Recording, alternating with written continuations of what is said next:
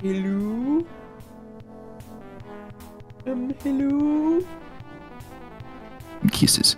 What is this new thing in OBS? There's like an OBS Discord overlay. Can I disable that? I haven't seen it. But then again, I don't think I've been on a call with anybody while I'm using OBS.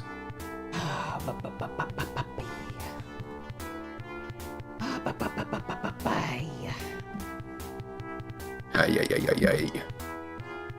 Ay, ay, ay. What was that guy's name in Power Rangers? Jim. Cool. I don't know. I never watched Power Rangers.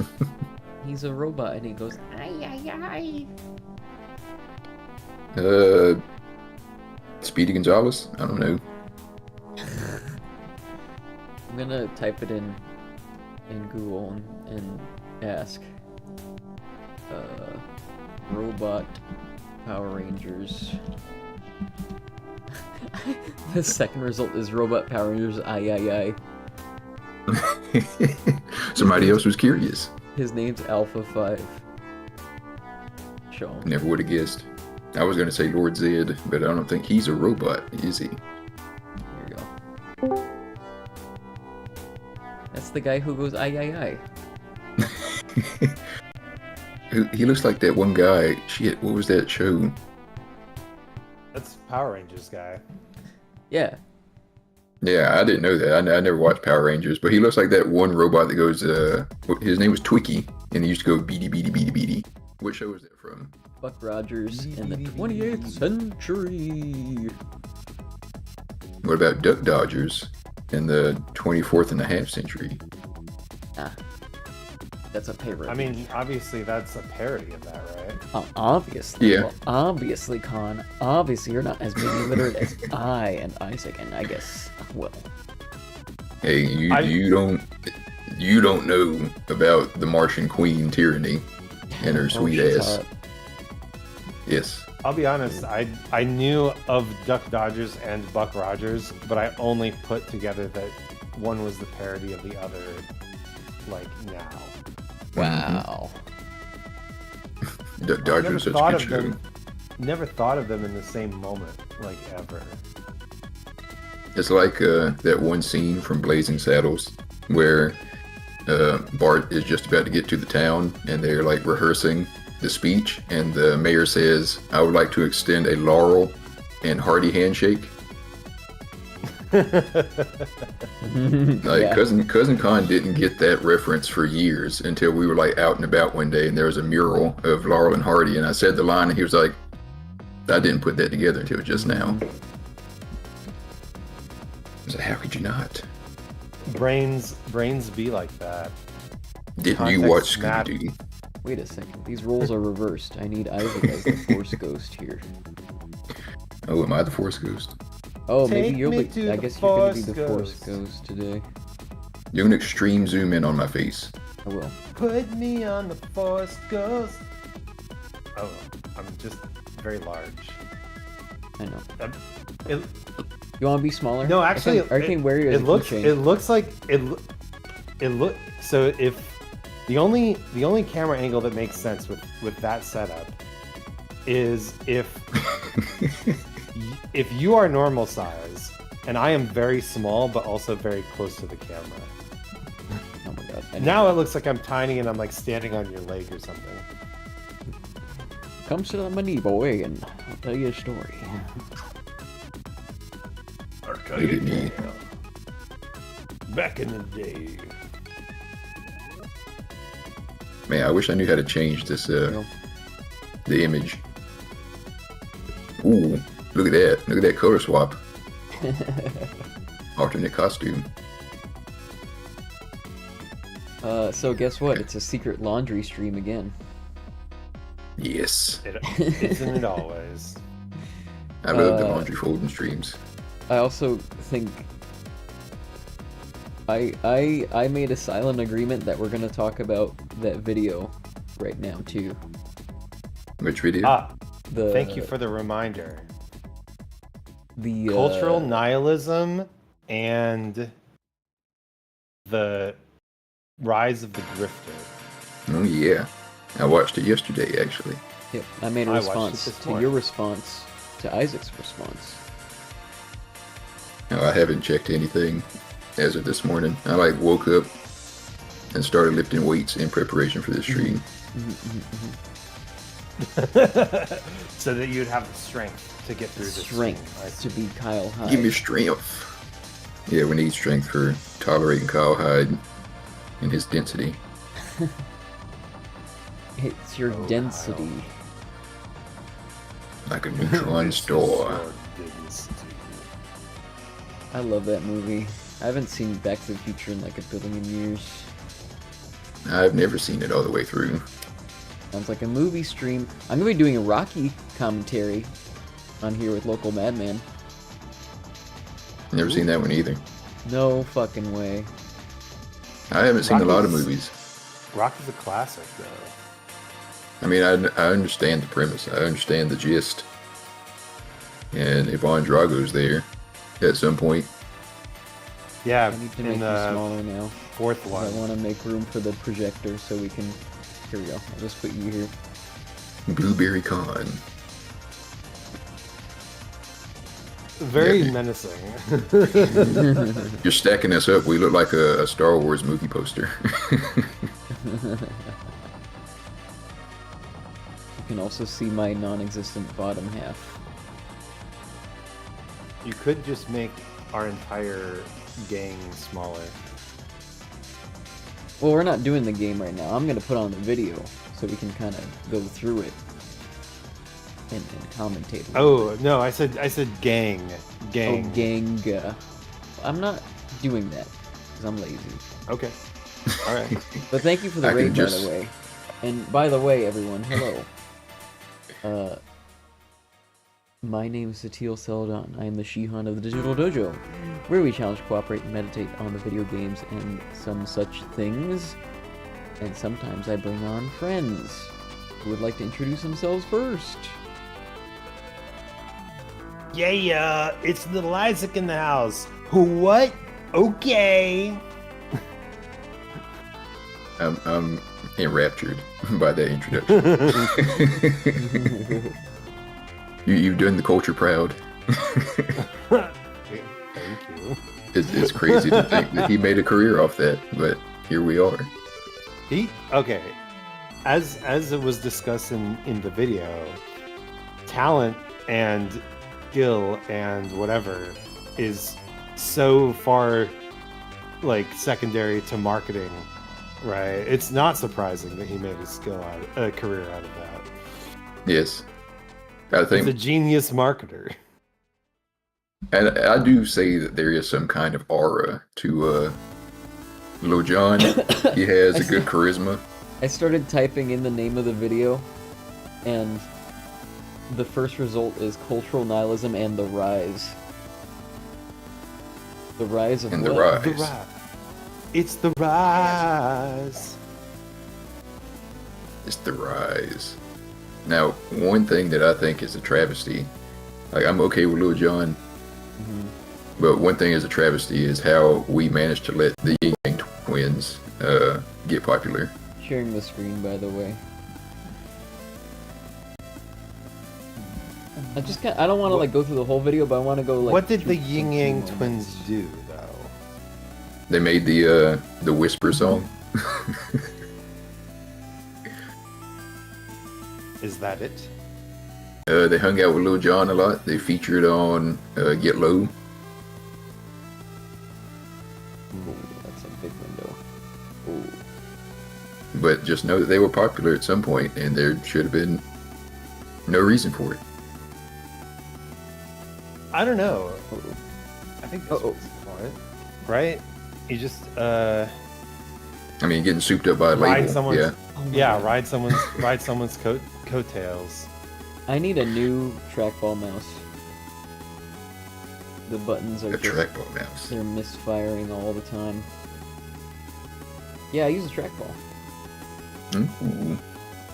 I've always By the wondered way, how those The are. first 10 to 15 minutes of this video are parodying the style of Mr. Beast videos. Yeah, I saw And- that. My God, is this what the children are exposed to? Yeah. Yes. Yes. Good Lord. Why do you think kids don't have brains anymore? So They got what, Mr. Beast and they got before we ChatGPT. go into this, what are our initial remarks on what we've learned? I kind of just want to share what I wrote on Blue Sky. Yeah, sure. Please. What I... Doot.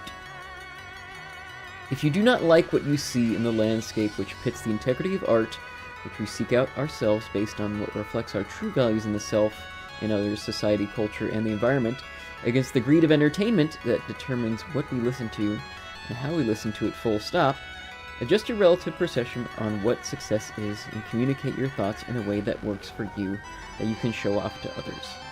Even if it's faulty in some way to you or to others, you still grow as a person, you're still in the conversation, you still voted with your confidence of your outlook and started the conversation and inspired others to talk of it too. Even if it was just to one other person, it irrevocably changed, taught, and informed you and someone else in some way. Put it out there. Put effort into finding and acting on inspiration in the best way you can, with what you have and where you are. The possibilities are endless, innovative, and they all come from within you, your experiences, your tastes, your responses, thoughts, actions on them, and more. And then I also respond with a comment saying, suffice it to say there is no correct way to express, but you can find the way that works for you, own it, and even have the freedom to change or modify it based on your experiences from expressing it. And I feel like this video kind of just, tells us that, I think we're all just afraid of expressing ourselves because the marketing is so present, because we're just seeing this stuff work in real time, and it discourages us from even having that voice available to us, right? That's where I want to start. Well, you're right. Because people like to trade success. They think that they equate it with material success. Mm-hmm.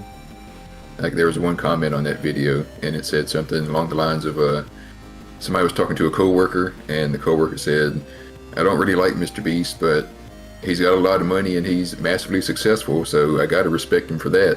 Mm-hmm. And the person was like, "Yeah, let's not have that mindset." Mm-hmm. Yeah, like, do you have to respect him for that? You do not. So, No, what was this part not of at the all. video, by the way? I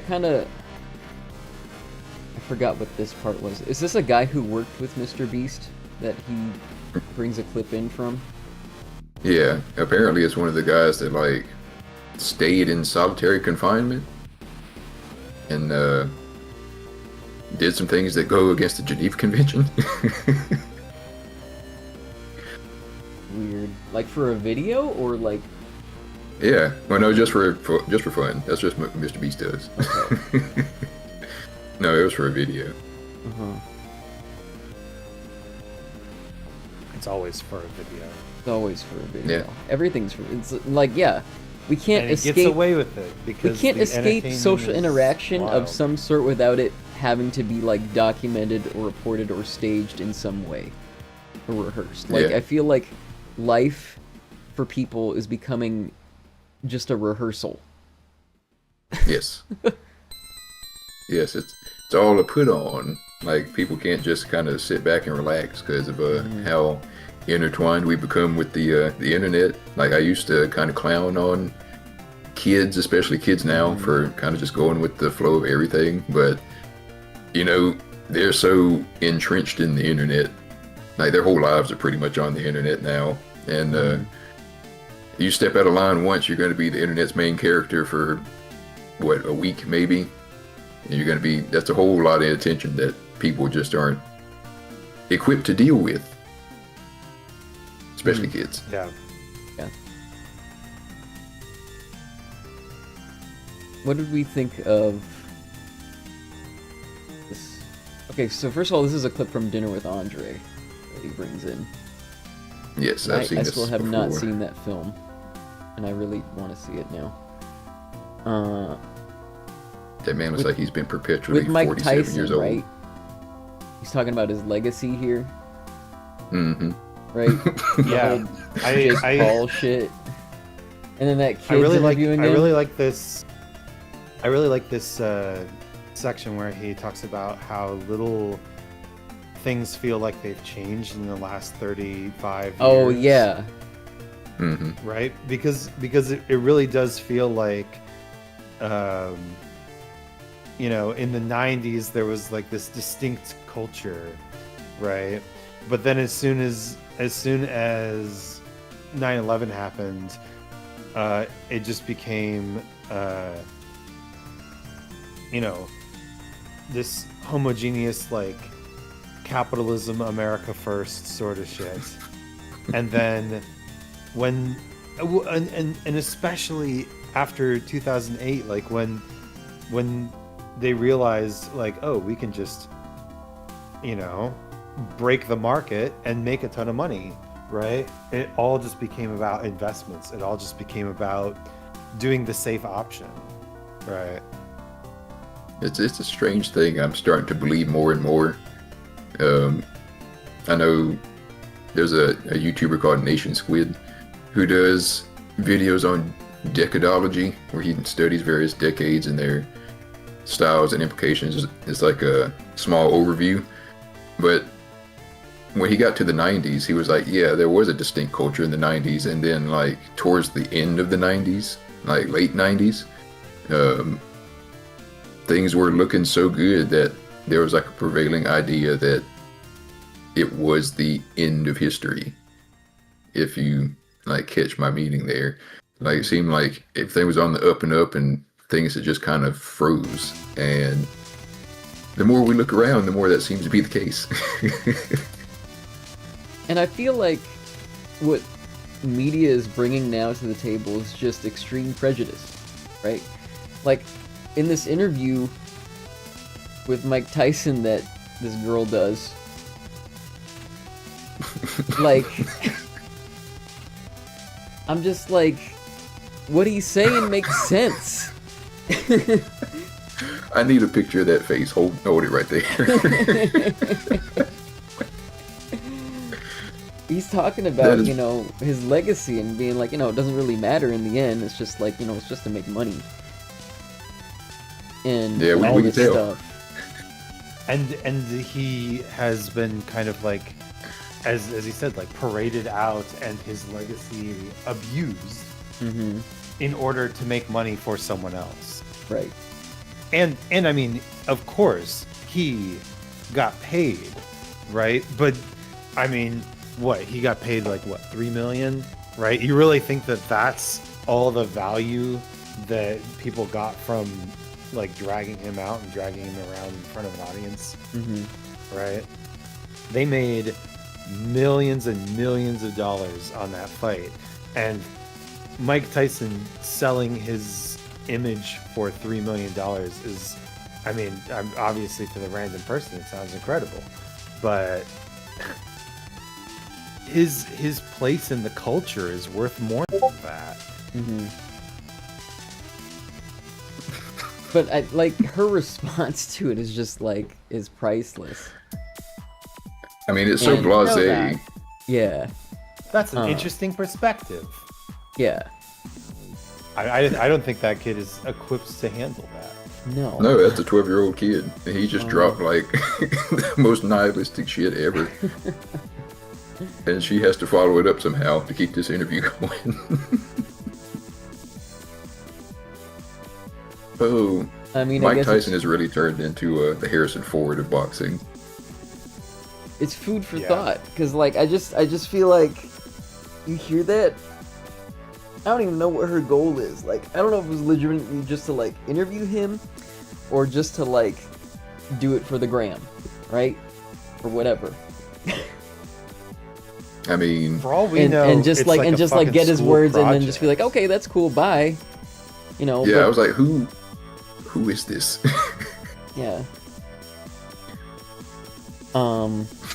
But I just feel like, my God, these people just like can't think for them. They have no elders to like look up to and like speak to and talk about their life experiences about this stuff to like get a reference, at least at what he's talking about in this. You know? Yeah, I know that's a part later in the video where old boy basically says that the way that things used to be was that like old figureheads of media, like film and Coppola. other kinds of art, Yeah. like Coppola, they would take new artists like under their wing So fucking and funny. and fucking they would teach them the ropes and like pass the torch along. Like what's his name? Like the role of Marlon Brando and Robert De Niro did. In The Godfather, and then passing it off to Bobby De Niro in part 2. Yeah, and then instead of Robert De Niro passing it on to somebody new, they just keep him on life support and dress him up with CGI, and it doesn't look right, and it's just it's for name recognition. He's more important as a brand than taking the chance on somebody new.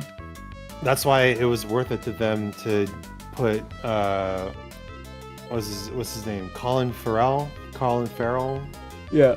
in like 10 hours of makeup a day to be the Penguin, when they could have picked like any actor that looked remotely like that with you know a dream of being in a movie or a TV show, right? Hell, Disney could have done that with Sebastian Stan in The Mandalorian, because they had to have like a young Luke in the scene, and people thought it was going to be Sebastian Stan because he looks like young Luke, and it was just Mark Hamill that they de-aged with CGI because, of course. Yeah. I think it was even more complicated. There was a stand-in actor, and then they CG'd over his face to like deep fake it. And then Mark Hamill was in something. I think he was in the other series. He wasn't in Mandalorian. It was his voice they used. Yeah, I think you're right. I think it was actually his voice, or it was like an AI. I don't know what it was. I think it was. But it was fucking uncanny. Yeah, I think he was in the Book of Boba Fett. That's what he was in, because I remember seeing behind the scenes there was old ass Mark Hamill pretending to be young Mark Hamill. And I'm like, but like I gotta, give props to Coppola, because I feel like he was actually trying to poison the industry.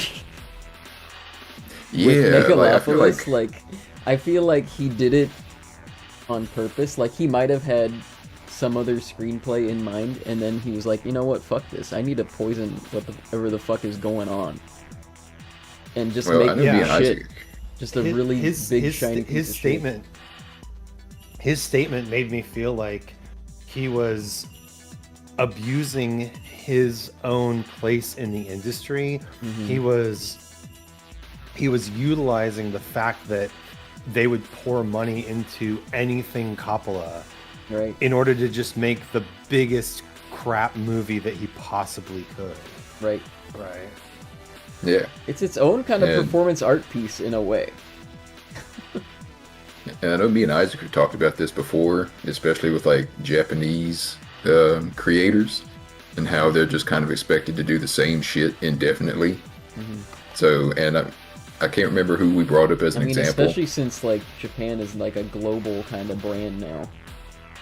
Yeah, like I brought up the example of Kojima, because I feel like towards the end, like he didn't want to make Metal Gear Solid ever since like what, 3, and they brought him back in to do 4 and 5, and 5 is probably like one of the most divisive because it's like literally half a game, and it's just so unfinished and shit. Yeah. So these Japanese creatives are expected to just work until you die. What happens when they want to get out and do other things? I guess the only route they have is to self-sabotage. Yeah, so yeah, and I can see that being a thing. It's especially interesting to see like different cultural ways that happens, right? Because we do talk about like Kojima and Coppola like choosing to continue to work and making shitty stuff in the process, but there is a very American way of dealing with the fact that you have to keep, doing this horrible job, and that is, doing tons of drugs and getting on TMZ, and then meeting a nice shotgun and taking it out to dinner for a good night kiss at 27. Mm-hmm. Yep. That was a good What else is analogy. in this video? The Batman thing.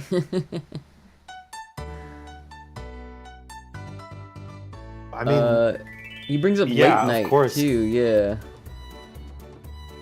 the late night thing I thought was interesting because I do see it as a This is a dying good art face form. to pause on.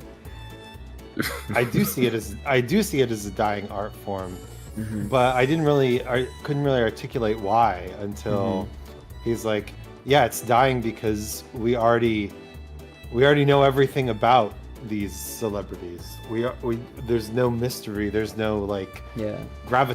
to No them. one is intrigued by the art behind the art either.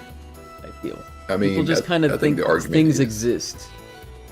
I mean, I think the argument is like there's no art to speak of. Like, I mean, even the Rizzler here even said that because Jimmy Fallon was scrambling for something to talk about. He was like, Yep. so what is the deal? And this kid was like, well, I came home one day and did this face, and that was it.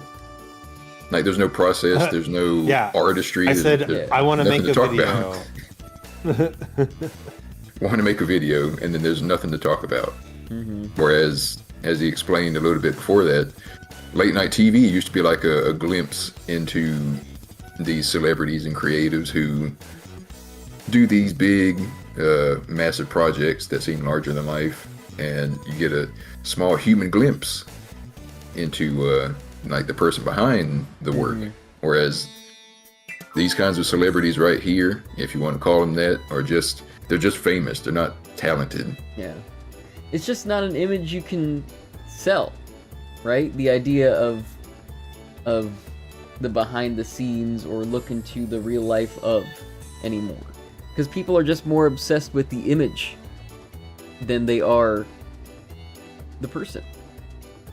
Yeah, I mean, there's no behind the scenes. Like, there is no behind the scenes because it is just purely image. Yeah. Like, it's just purely the gimmick, Yeah, and there's everything is a no. facade.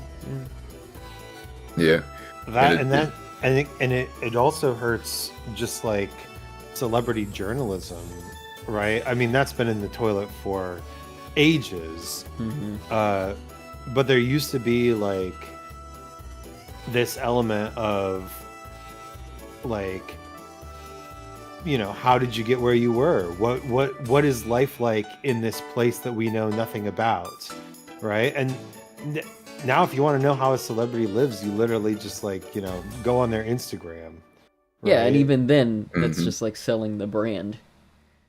yeah, Yeah. And the other But half of that, it's like the TMZ effect, right? Like they don't have anything meaningful to do, and so they just start focusing on the most mundane stuff. But then TMZ kind of faded away as well because now all the mundane stuff is out there too, right? So Yeah. how do you know anything about the artists that are being chosen to portray these, figures of our culture, the superheroes of our culture? Because everything they want you to know is already out, right? Yeah, and there's an added layer of deception there because, like, the behind the scenes, if you want to call it that, is basically like social media, like Instagram and all that shit. And people, I don't know if people think this anymore, but it's kind of assumed that that kind of stuff is a glimpse into the real life of celebrities, but then they've just taken to fabricating that shit too. So there's an added layer of trickery involved. And I think that's a little bit more damaging because then people see these big illustrious lives that are clearly scripted, and they think, oh, since this isn't on TV or in a movie, this must be how it actually is for them. Right. And now anyone can pretty much do that. Good frame. What was he talking about with the cat here? I forget. He was using the cat as a stand-in for someone's quote. Okay. I really like this chart idea.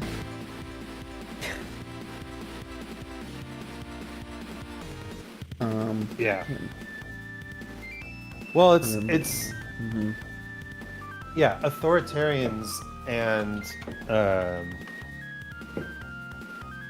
like true liberals are much are a much better way to divide people's actual intentions than do you like right or left leaning politicians. Right. Just there's an entertainment aspect to every part of it. And then it goes into, like, you know, about, like, the Ghostbusters thing. Right? The Waluigi thing. Yeah. I did like that. Yeah, I enjoyed that. It's a good metaphor. It is a good metaphor, and I'm struggling to remember what I wanted to say about it. But yeah, it's like you lean so far into something that it's like you're not really having a dialogue, you're just being talked at and dictated to about values and morals. It's not really saying anything, it doesn't speak to a life experience, it's just like, this is what you should think, this is what you should do. It's very much like a show, not tell kind of thing, you know? I mean, it's like you said. Well, actually, I would say it's the opposite of that. It's a tell and not show. I don't know. I feel like if you showed somebody, like, life experience, and then there happened to be, like, a lesson to tie it up at the end, that would be a little bit more impactful than be like, you know, do as I say and not as I do kind of thing. Mm-hmm.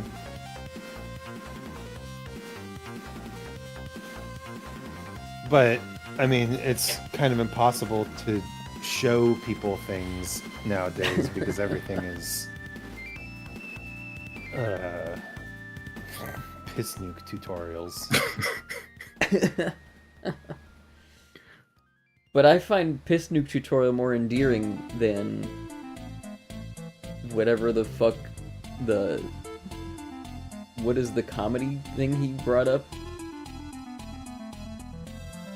What is that movie? Yeah, here we go.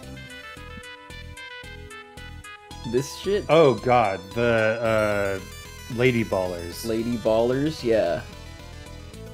Like, I I'd had rather not heard have of this that than movie Lady Ballers before. in the world. I could not conceptualize how that movie exists. I don't understand it. That cannot be real dialogue, right? Surely not. I mean, it's kind of like you It's said. a bunch of people from the Daily Wire that made it.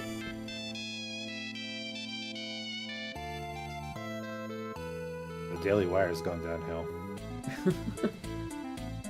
Didn't you say the Daily Wire was like propaganda for right wing? Is that what he said? I can't remember. Much. Well, what's interesting is like right before I watched this, I watched a different video about transphobia in Family Guy. Mm-hmm. And the YouTuber made a very good point in that, like, of course, like, Family Guy is going to make the worst possible jokes when they have a trans character and they're discussing a trans character and they're like, you know, that's the central storyline, right?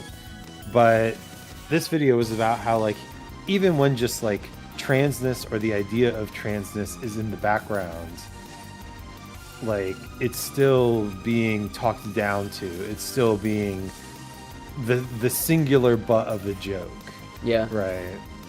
Hmm. And that's like when you are like in the presence of someone who's, gender atypical, right? You're going to like cater your jokes, right? But then when you're not, right, you're just like taking digs at the ideas that support that, right? And that means you are transphobic, right?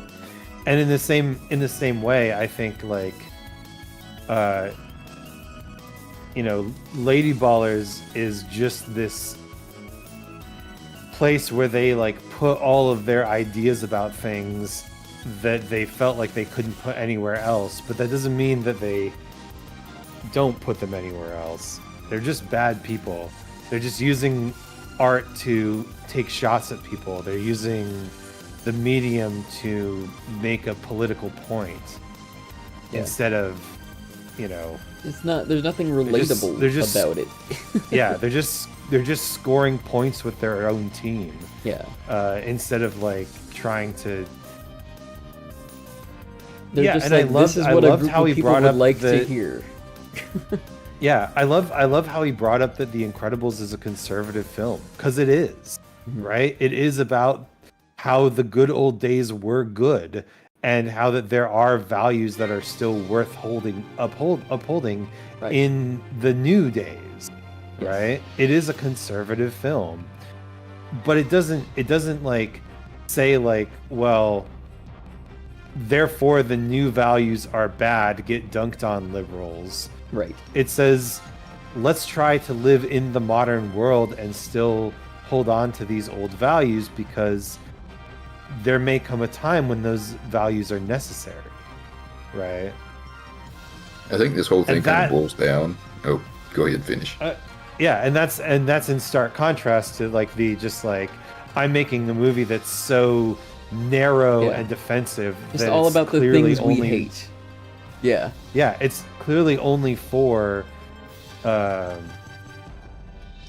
people who already agree with me, Mm-hmm. right? It's an echo chamber. Yeah. And yeah, you're saying? no, it's yeah. Go ahead, Con. I wanted to. I remember a comment from this video where he was like,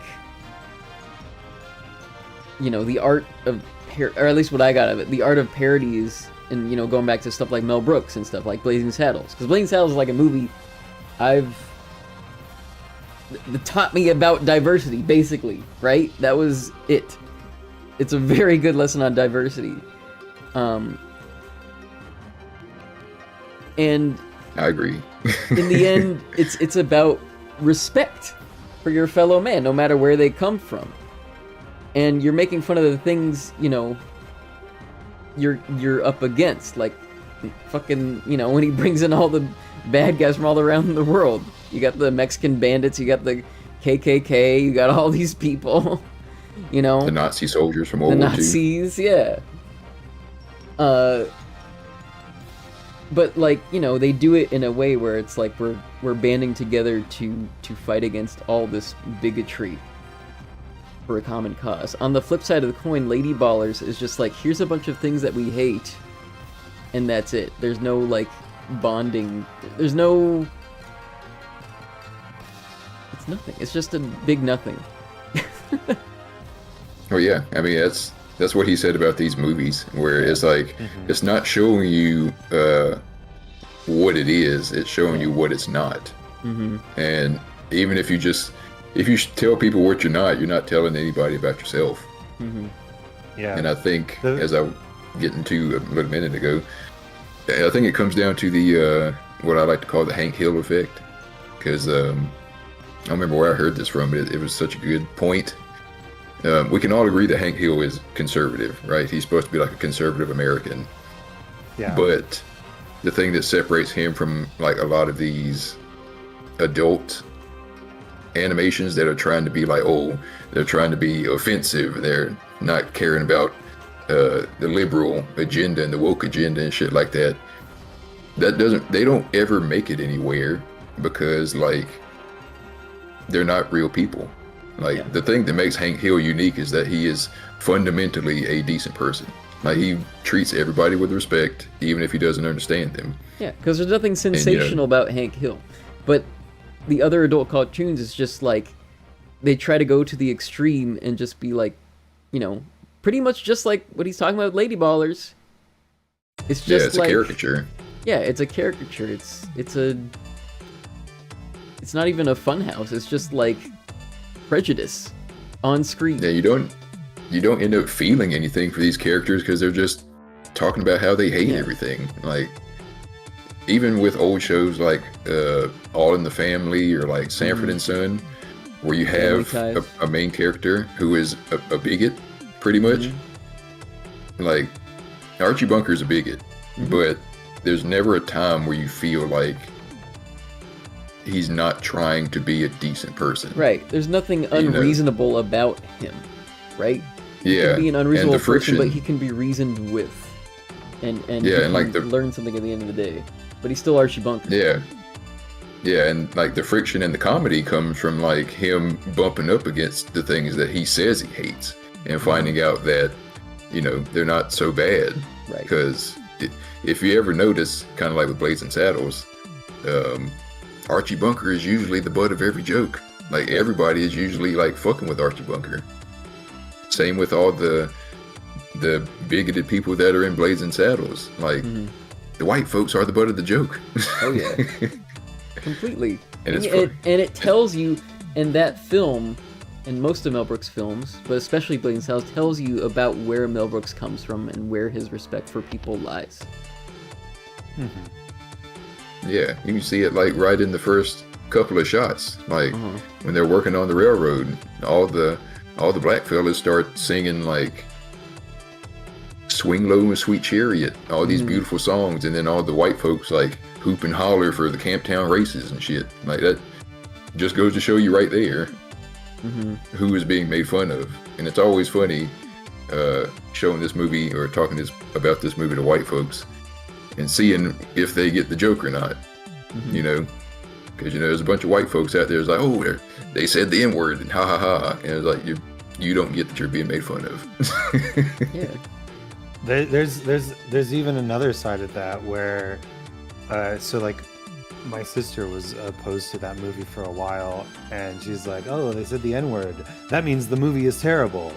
And it's like you're falling into the same argument, right? You're falling into the same trap, right? Yeah, it's the same. You're hinging your entire identity around like either hating people or hating people who hate people, instead of making your identity what it should be, which is, of course, knowing the difference. They're being a good person. Yeah. These things don't work on a binary. Yeah, these kinds of things are like shit. What was I about to say? This was so funny. I love that meme. I've seen that a bunch. Yeah. Absolutely classic. Fuck, I was about to say something. What were y'all just talking about? Blazing Saddles. Blazing Saddles. My sister. Oh yeah, people falling into the trap of either like laughing that the N-word was being said or thinking that the movie was completely bad. Like, yeah. To me, that's just like it's just taking whatever material you're looking at without its proper context. You know, because I think we can all agree the N-word is bad, but when you put it in the context of Blazing Saddles, for one, it's a pseudo-historical piece, so you know that was an issue back then. And two, like, what is it trying to say about people who use the word? Like, I was watching a Wang video from like 8 years ago where he was talking about people trying to censor To Kill a Mockingbird because it had the N-word in it. Yeah, and Huckleberry Finn and stuff like that. And Huckleberry Finn, all that shit. And I'm like, those things are like pretty... reading those in class were the most constructive conversations I had in school. Yeah, like, it just doesn't make any sense. Like, it's like people are just seeing the N-word and like, oh, it's bad. without actually seeing what's around it. Yeah, and we were forced to But say that's- it. but You know, that- we were but supposed to that- read this out loud too. that's- By the way, That I think is a big part of the video, is that whether it's positive in terms of name recognition or profitability, or negative in terms of, you know, an enemy or a word that everyone can rally against and dislike, right? It's all about this like pre-packaged, safe, you know, thing that you can sell to someone, because when you sell it to them, you know that you are not going to change their mind about anything.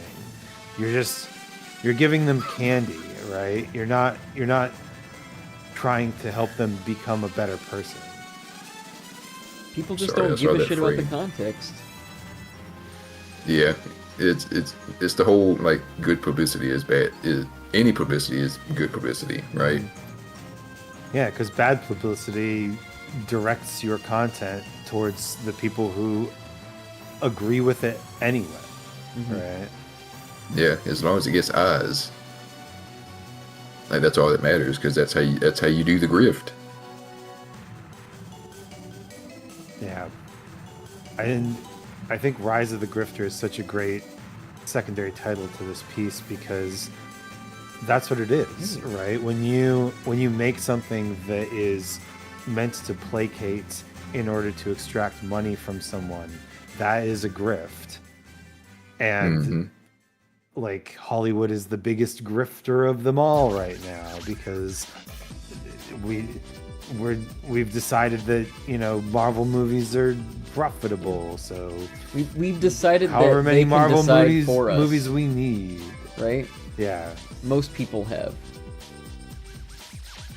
Oh yeah, And it's people have sad. lost their agency, All and right, I thank you like for how he talking ties it about up here that. at the end. Yeah. Ooh. What So did you more of want the to say? story. Yeah. I like how he tied it up at the end by saying like, yeah, there's good stuff out there. You just gotta like pay attention a little bit and go and find it. Like especially now with so much noise coming from the internet. But I think that's pretty much the only way that we have to go now, is to look for stuff and cherish stuff that we find, and you know, try to give it as much of our attention as we can. But it's going to take a little bit of a cultivating discipline, because we've been so. Hello? What? We're here. Oh, We're here. oh, that was just streaming. I just turned off the Discord stream.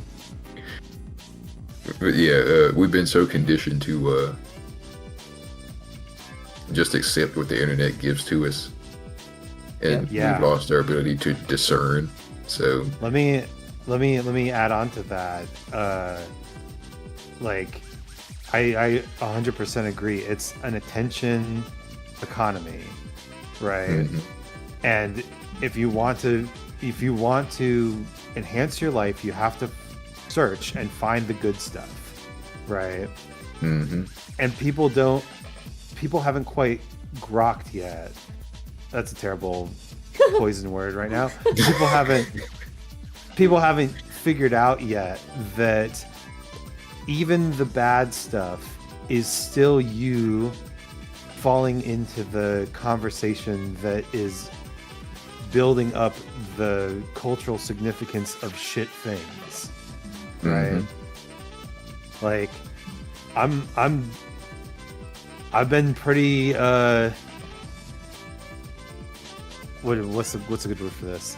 I've been pretty scathing with my follows and unfollows on Blue Sky, because I swear some people are just there to righteously further conversations about shitty things. yes, Instead of and they're doing it righteously. So of course they are doing the right thing. It's not And, productive. and I even agree with their stance. But like, good Lord, man, can you like maybe sometime have a conversation about like art or beauty or truth or belief, or even like the value of values and honesty and freedom and tradition, right? Like, there are good things out there to talk about, not some fucking tech billionaire who's decided that his drug addiction is everyone's problem. Man, I sometimes, like, I don't know what happened, but one of the reasons I didn't like Blue Sky when I first got on is because it would show you everything that one of your friends reposts, and I have this one person that I follow who I don't have a problem with, and I like seeing him around, but damn, he reposts fucking everything, every bad headline, every issue, and I'm like, brother, like, how do you breathe? Like, Yeah, I just hate seeing it, and it goes back to one of the reasons why, like, I like George Carlin, but one of the things I don't like about George Carlin is that he doesn't ever talk about anything that's good. So you watch enough of him, and you watch enough of him, you're like, brother, do you care about anything? Like, I was surprised to learn that motherfucker was married. I'm like, how did you care about this person long enough to marry somebody? Like, I don't get it, man. Like, and that's the thing. If you make your whole identity, your whole brand, even just hating things, like, there's nothing left at the end of the day. Well, I will, if you have more time to devote to this line of thought, I would highly recommend the video essay that I just posted in our Discord chat. It's a long one, but it's really good. You say long. How long? Shit. Yeah, pushing 3 hours. But it is about people who go so far down this rabbit hole that they end up changing fundamentally how they view the world, and how they and how they gather and build their weird ways of whatever the hell they do in these, like, conspiracy theory circles. Yeah, it's really weird how, because I watched another video recently by Gabby Bell about irony, because she did a video before that talking about how there's a lot of artists now who are popular who exhibit some kind of effort, and how that's kind of breaking the mold for our culture, because we've been in this kind of slump where it's kind of cool to be aloof and kind of like uncaring about what you're doing, trying to make it seem easy and all that shit. And it's kind of been that way for, probably since turn of the millennium. But we're getting back to, like, maximalist kind of performances with, like, what is that lady's name? She's real popular now. Is this the video, What Is Even Ironic Anymore? Yes. I'm gonna post it up so I remember to watch it later. Thank you for making a red circle around me. I needed that. Yeah, we gotta direct the audience's attention. Maybe put up a couple arrows. Quick, somebody open your mouth, make a thumbnail face. But yeah, I mean, like, the way we consume media, I mean, this is what Digital Dojo is all about. Is that we're here to challenge ourselves. We're here to meditate on it. And I'm the type of person who recently, I'm just going through my vinyl collection. I put on my classical symphony orchestra records, and I read Lord of the Rings in the evening. And just, like, traipse through the book. At my pace. And just really relish in it. And I just feel like I'm the only one who would do that. And that works for me, and I like it. And I just feel like people don't have the attention span to create room to listen to that kind of consumption. Oh yeah. That kind of like thought. That dude in the video, even, he said something that really scared me. He was like, our attention spans right now are shot. Like, what's it going to be like in 20 years? Are people going to be impressed when you make it through a TikTok? I was like, holy shit. Oh my god, the fucking, like, the electrotherapy fence button. I was like, I could see that, and that's so fucking dismal. Yeah, we are experiencing the rise of fascism. I really do believe this. Techno-fascism. Yeah. At that. Yeah. We always thought we would be Star Trek, but it turns out we're Warhammer 40k. I don't know if we would have Actually, ever made it to Star 1984. Trek. Actually, 1984. Oh my god, it's 1984. I would say Brave New World, personally. Oh, true. Oh, it's so much more Brave There are New many more World than orgies 1984. and frivolities involved. You're right. Yep. Wretched excess. Controlling the masses. Yeah. Well, thank you guys for comment and bringing that to the fore and making this informal podcast. In the spirit of solidarity, I would like to say that I have also been making steps to make things at a slower pace. In particular, I've been listening to Beethoven's piano sonatas while I write in physical notebooks, right? And Delicious. I kind of gave myself I set up my playlists, so it's just like Beethoven's Piano Sonata, number 1, right? And I did 1 through 7. I'm like, that should last me a little while. I can do the other 25 later, right? 25 to 29 later, right? And I found myself just so entranced by Sonata number 1 and just like really digging into it and getting like so comfortable with it, right? That I listened to that while I was writing for like 3 months straight. Like 20 minutes of music on repeat. I didn't, and I was surprised at how deep I could go into it. I was surprised at how much I could connect to a single piece of music, right? And recently I moved on to number 2, and it is like, my God, they made a whole new kind of music for this fucking second sonata. That's awesome, right? I can't wait. It's like till like discovering when we the tiny go to Vienna things together again. or something. Right. Oh my God. I want to see opera. I want to see a symphony in Vienna for sure if we can. That'd That'd be awesome. so great. Yeah. The best thing that has happened to me recently is all this old equipment at school. We're going through it. We have a bunch of like old stuff from when we were the AV department. And so I found a record player. I found speakers. I have a stereo system in my office now. And they just let you use that. And they just let me use it, and everyone who comes by is like, oh, this is cool. And like, I'm just having the greatest time.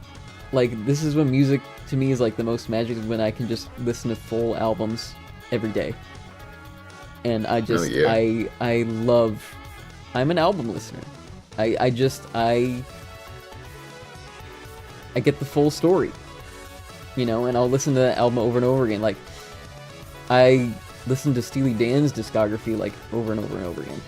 But then when it came to Donald Fagen's solo work, I still have not moved on from The Nightfly, because that is like the one album that I will constantly replay and be like amazed every time. It's like the same thing with Isaac and the Sonata. Yeah, and someday when you're finally like, wow, I've really like absorbed this, and I love it so dearly. I'm gonna move on to the second one. It's gonna be like, he made a whole new fucking I genre of know. music for this.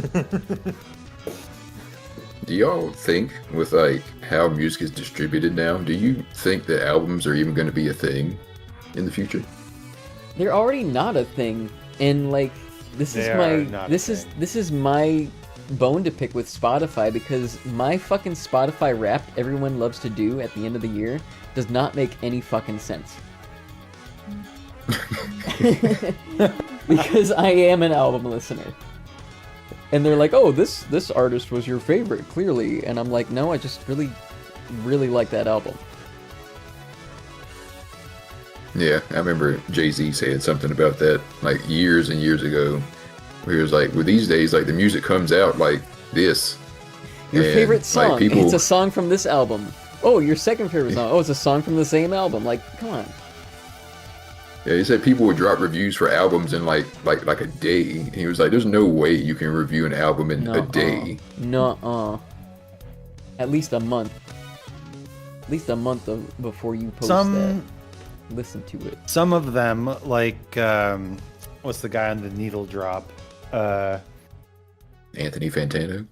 Anthony Fantano, yeah. Some reviewers are connected enough to get the review copies of albums so that their reviews are released with the hype of the album, right? Mhm. So they do set it up that way so that certain reviewers can, listen to the album several times and absorb it and put out a review like ahead of time. Mhm. Yeah, I think this particular Jay-Z interview was from like decades ago, so it was before all that. Yeah, for sure. Before the like individual influencer YouTube channel reviewers, right? Yeah. It was like not even magazines, but just like people saying, "Oh, I don't like the album," or whatever, and they're like, "It came out yesterday." What I want to see is like a show. I don't know if this is what you're talking about, but I would love to see a show where it's like maybe three of us sit down, listen to each track, and then like we go back and go like listen to the full album through. Then we go back and pick apart each track and do like a little segment on each one. Like that to me is like the album. way to do an album review. Yeah, that would be a good start. I feel like we would have to like prime ourselves and like listen to the album before we come into it a few times. Mm-hmm. There's a podcast that I've been listening to, and to be totally fair, the episodes I'm listening to are from let's see, like 2018, right? So a little bit before the real like hoo-ha took off on the internet. But like this guy, like season 1 of this podcast, which is called Dissect, released in 2016, same year as To Pimp a Butterfly. Mm-hmm. Or no, 1 year after To Pimp a Butterfly. And he basically released 12 hours of content on To Pimp a Butterfly. an album that had only been out a year, but was already making like huge waves, obviously. Yes. And his line was, "Good music deserves more than just a swipe." Yeah. Mhm. And oh my god, I gotta recommend the podcast. It's so good. He goes so deep into these songs, and like he spends at least a full episode, like a half hour to 45-minute episode per song, sometimes he spends multiple hour-long podcasts on a single song. It is so good. That's really cool. Got its own Wikipedia page.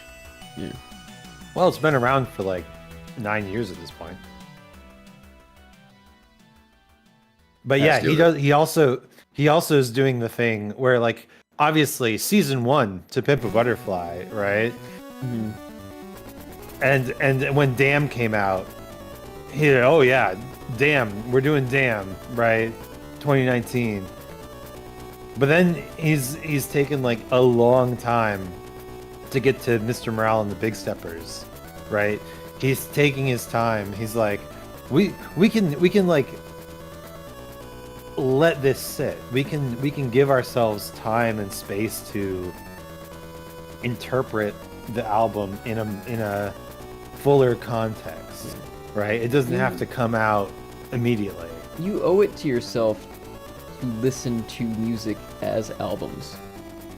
You get so much more of an appreciation of them, and like for me it's just like I can't just stop at like Smooth Operator when I'm listening to Sade, okay?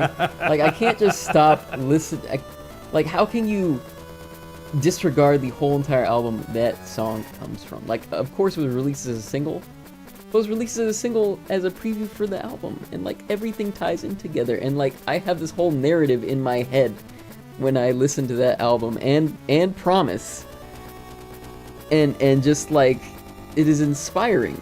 Like I would not have had that listening experience without, you know, if I just stopped at Smooth Operator like, oh yeah, that's cool, I love Sade, you know. No, I love Sade because those albums work the way they do in my mind. Yeah, and I feel bad for musicians, man. I feel like out of a lot of the big media industries, I feel like musicians have got such a raw deal in the modern age, because like music has been like completely and utterly devalued, even in the eyes of like listeners. Because I was watching some video recently and they were talking about how a lot of younger people, like Gen Z, like they don't like music. That's me. Like I'm Gen Z. Well, I mean like younger Gen Z, like high schoolers and shit. They say they don't like music, and they say they only use it as for like function. Like they'll put on like a lo-fi playlist to like help study or whatever, but they just don't listen to music. Yeah. And I'm like, how in the hell can you not listen to music? They gotta get some Peter and the Wolf in their life. Yeah, it needs some D's from Clarence Carter.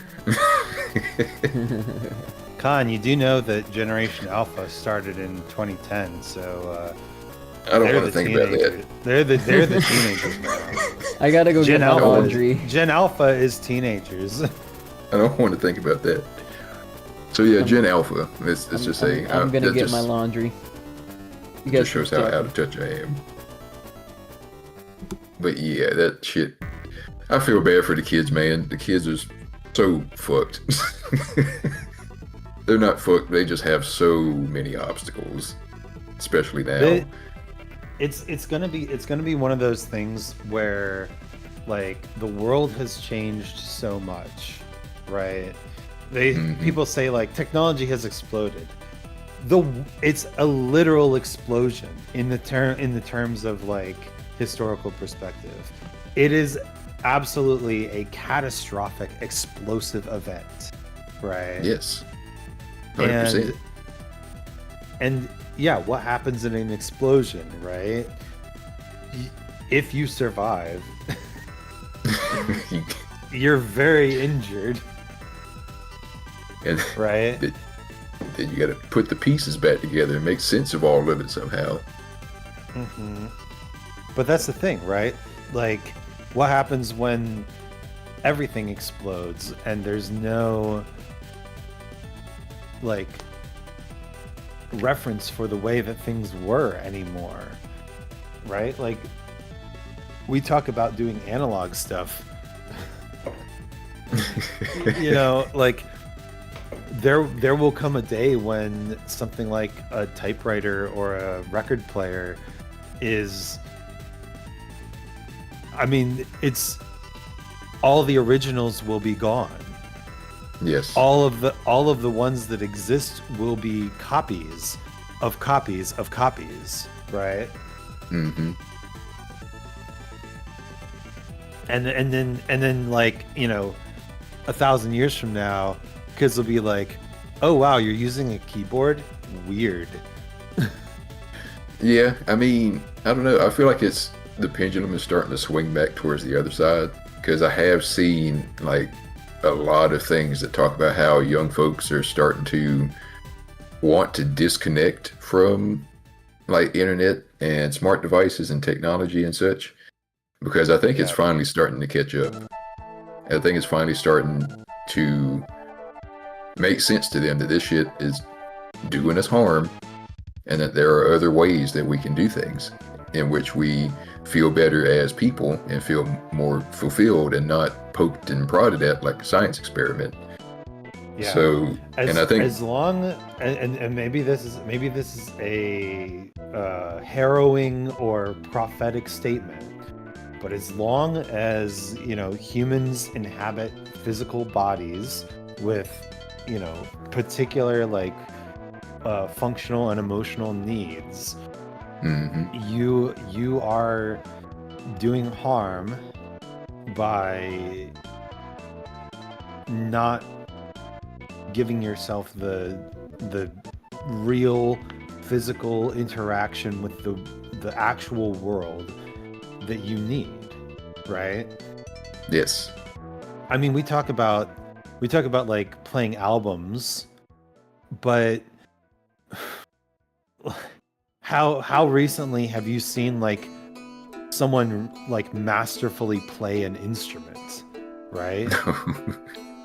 How, like we talk about like using typewriters, right? How recently have you written something down with a pen and paper or pencil and paper, right? Or even like the predecessor of all art, you know, touch grass, go outside and experience the world as it is and interpret it now as a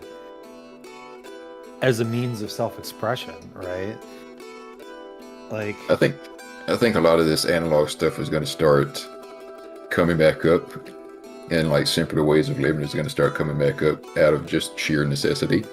Because I was talking with Crundle about it the other day, and you know, we both fantasize about having like small little bungalows and shit, and like trying to be a little bit more self-sufficient. Maybe living in like small villages with other people who were around our age group or peer group or whatever. yeah.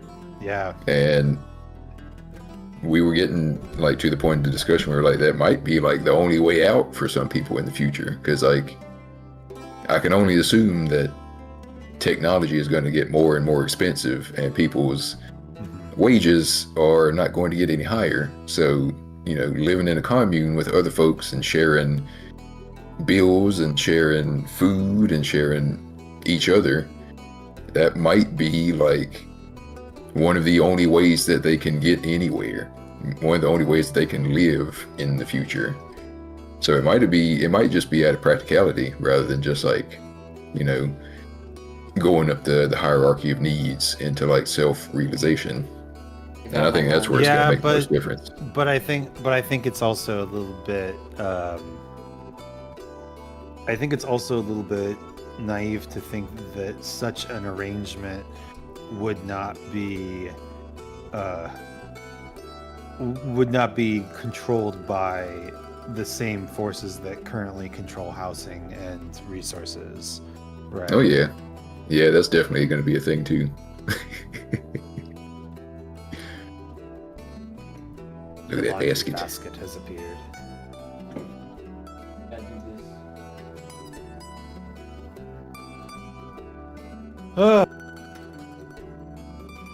You know, the more time goes on, I think that we might need the Carrington event to happen. You gonna put me in the basket? That's fine. Oh yeah. I accept my location. Thank you.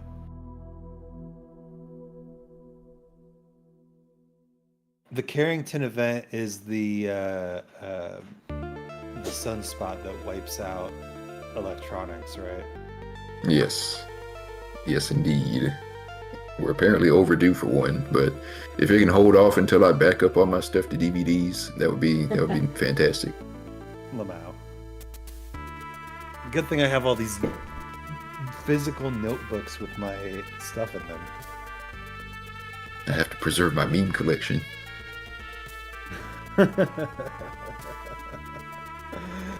Yeah, those things will be so valuable once the sun destroys our. We already our communicate in memes. They're pretty valuable. So. Hey, you might joke now. No, I'm not But joking. I'm not once joking. the Carrington event happens, and everybody doesn't have anything, and I'm flipping through a photo album of cat pictures and chuckling to myself warmly. People already Who will be value other laughing people then? based on what memes they exchange with each other. What is the difference with using them as a currency? That would be, bruh. That would be fantastic, but It's also called kind of sickening. NFTs. We're not going back to that. Yeah, but I'm telling you. Those days are over.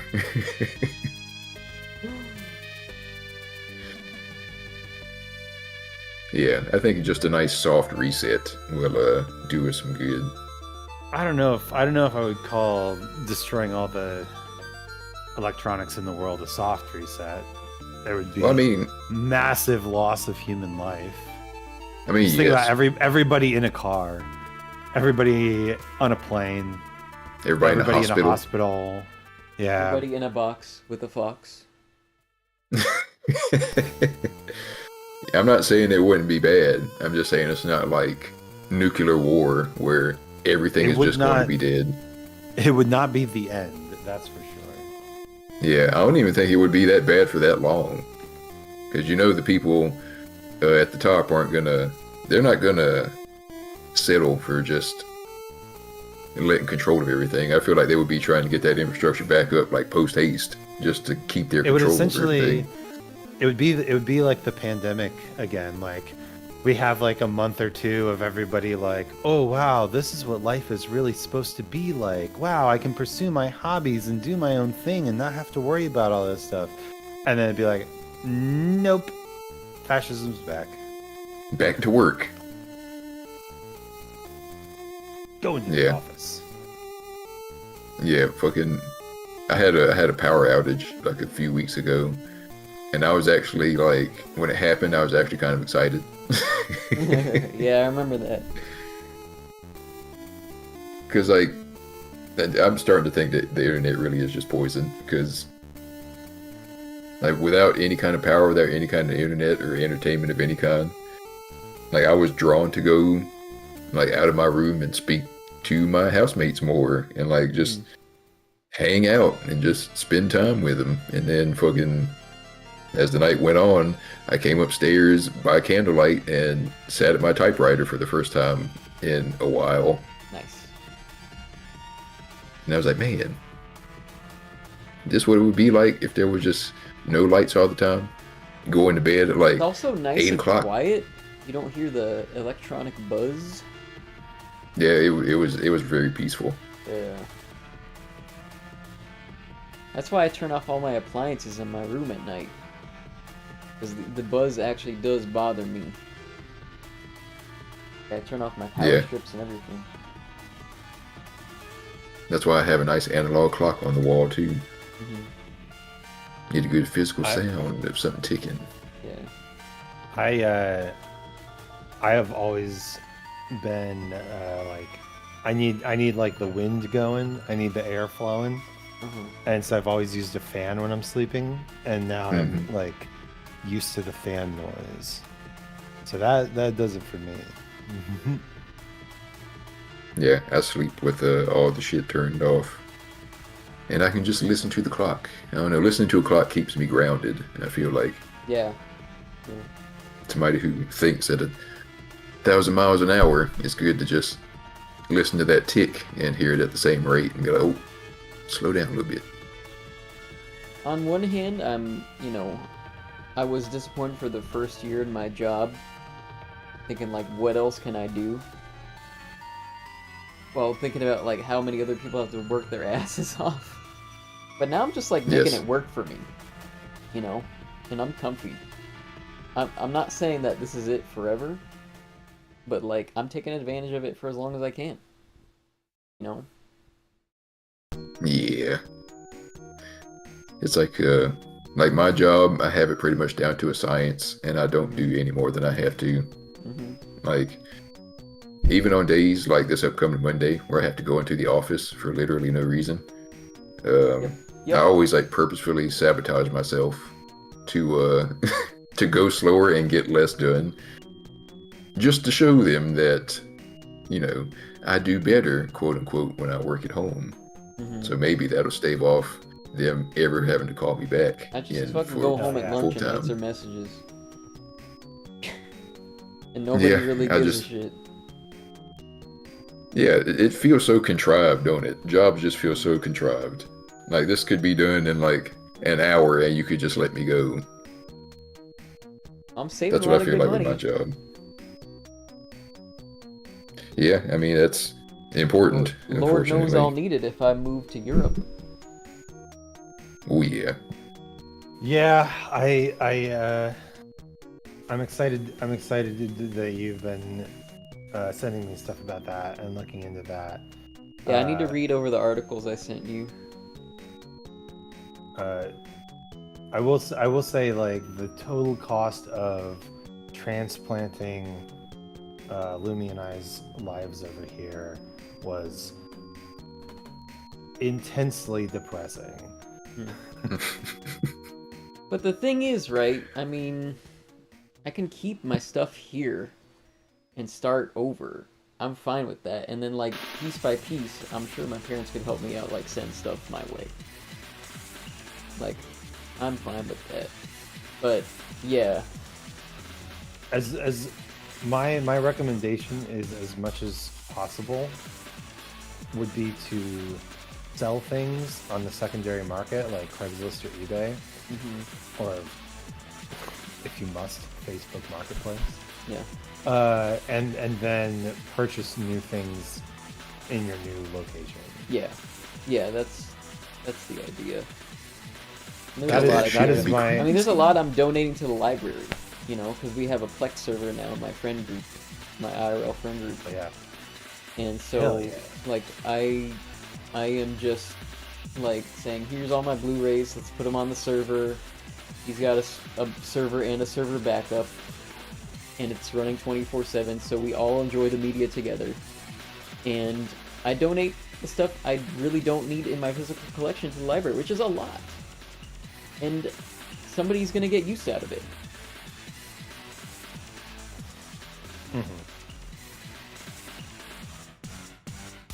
I will say, my plan, if I ever move across an ocean again, is of course to sell or donate my computer and then just buy a new one. Yeah. Because shipping my computer overseas was essentially just the cost of buying a new computer. I would be totally fine getting another, like, Lenovo laptop like this one, because they make a really good product, and this has lasted me already 6 years, and I've had no problems. Still got a 2060 graphics card in it. I'm chilling. And it's a laptop? Yeah.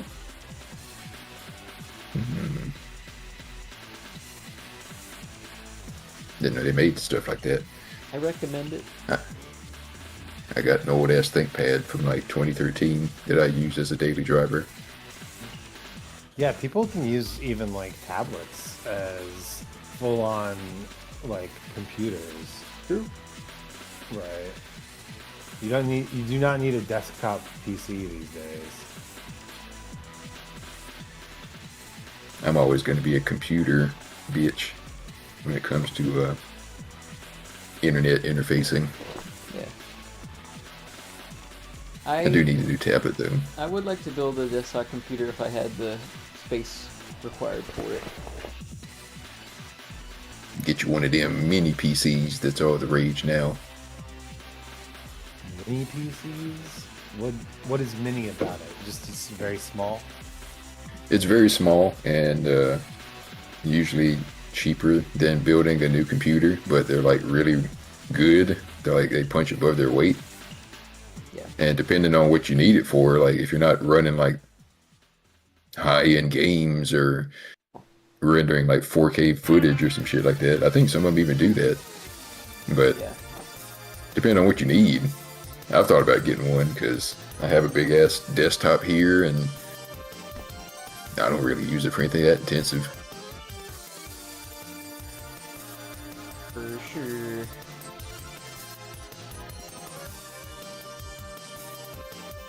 So But yeah, my USB stick went through the washing machine. oh, is it your first Oh one? no. Always sad when It's that an happens. 8-bit wireless controller receiver. Oh, yeah. That sucks. We'll see if it's still working. Make sure it's nice and dry It is nice and as dry. much as you can. Did you put it through the dryer? Yeah. I didn't even know it was in there till I opened up the dryer. Nice. I'm constantly shocked at how small these things are these days. Like, Lumi's showing me like these micro SD cards, like terabyte micro SD. Yeah. And it's like Yeah. that's For not my even Switch. the best one that you can get. Mhm. It's just incredible. Yeah, a terabyte. And we In a lived through micro times. SD. We lived through times where whole computers didn't even have that much storage. For real.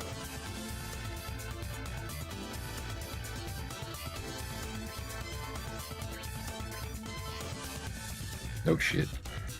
I dropped my rubber band. Rubber band. Rubber band is like a recurring character now. I just keep it at my desk and twang on it whenever I'm just talking. Came up with a little tune the other day on my UE. Electronic wind instrument. Oh, I have not listened to that yet. Moved up to composer now. That's impressive. Well, so sometimes I'll have dreams and I'll wake up and I have like a song in my head and I just don't know how to write it down, and then before I know it, it's gone. Yes, And I that's feel like this is one of struggle. those moments where it's like I need to pick up the instrument and find out what these notes are. Yeah, I've had that many times. Yeah. I remember at one point I was resorting to like whipping out my phone and taking a video of like me either humming along or like tapping out the beat on something Yeah. just to make sure I had it down. I've thought about that too. Music's hard. Yeah. Dreams are difficult to It's all right. It's pretty document too. It's all right. Yeah, that's easy for you to say. I've already put in a lot of work to make Yes. it not as hard. Yes. The Yeah, video. I'm I was still- talking. Yeah. I was talking to some people about. So recently, I've been doing some like original songs, like piano and vocals, Mhm. and I've found a little stage where I can perform them, and I've been doing performances, Aw. Ooh. which is Isaac's little So- recital. oh, it's my little recital. But yeah, afterwards, I was talking to some people about it, and I was going through like my writing process. I'm like, yeah, and then I just like make a chord progression and sing the melody, and then I put it together, figure out how to play it on the piano, and they're like, okay, well that all sounds easy when you say it like that. Yep. It's like that one song from Kids See Ghosts. Just do that, and then let the music do something. Then you do that again, and that'll be enough for a record. That's it. That's all you got to do. That's so good. Mhm. Well, first you write a song, and then you play the song while the phonograph is on, and that's it. And there you go, easy as pie. Easy as pie. You have a really good, like, Hindenburg voice. You know that? Oh, thank you. I wish I could do like an old school, like, radio voice like that from like the 1920s and such. I think I started picking it up when I first watched Legend of Korra, because they do that shit all the time in that show. Do they? Transatlantic They do. accent. Yeah, I didn't know that was a thing until recently. Legend It's of not Korra even or real. the transatlantic accent. Transatlantic accent. Mm. It's not 'Cause, even real. It's yeah, just people were it's not even a trained real to do it. accent. Yeah, it's just like a Hollywood thing, ain't it? Yeah. Frankly, my dear, I don't give a damn. Frankly, my dear, I don't give a damn. Yeah, I didn't know it was called that. I think I was in like, what, Smiley's stream? Mhm. And they brought up transatlantic accent. I was like, transatlantic? Like, Yeah, they would teach it in British? schools. Over the Atlantic? like a British accent? That's like no, it's all those people that like sunk into the Bermuda Triangle. It's their accent. Okay. Screams. And like, people from Atlantis. Damn. Yeah, exactly. The transatlantis The accent. Transatlantis.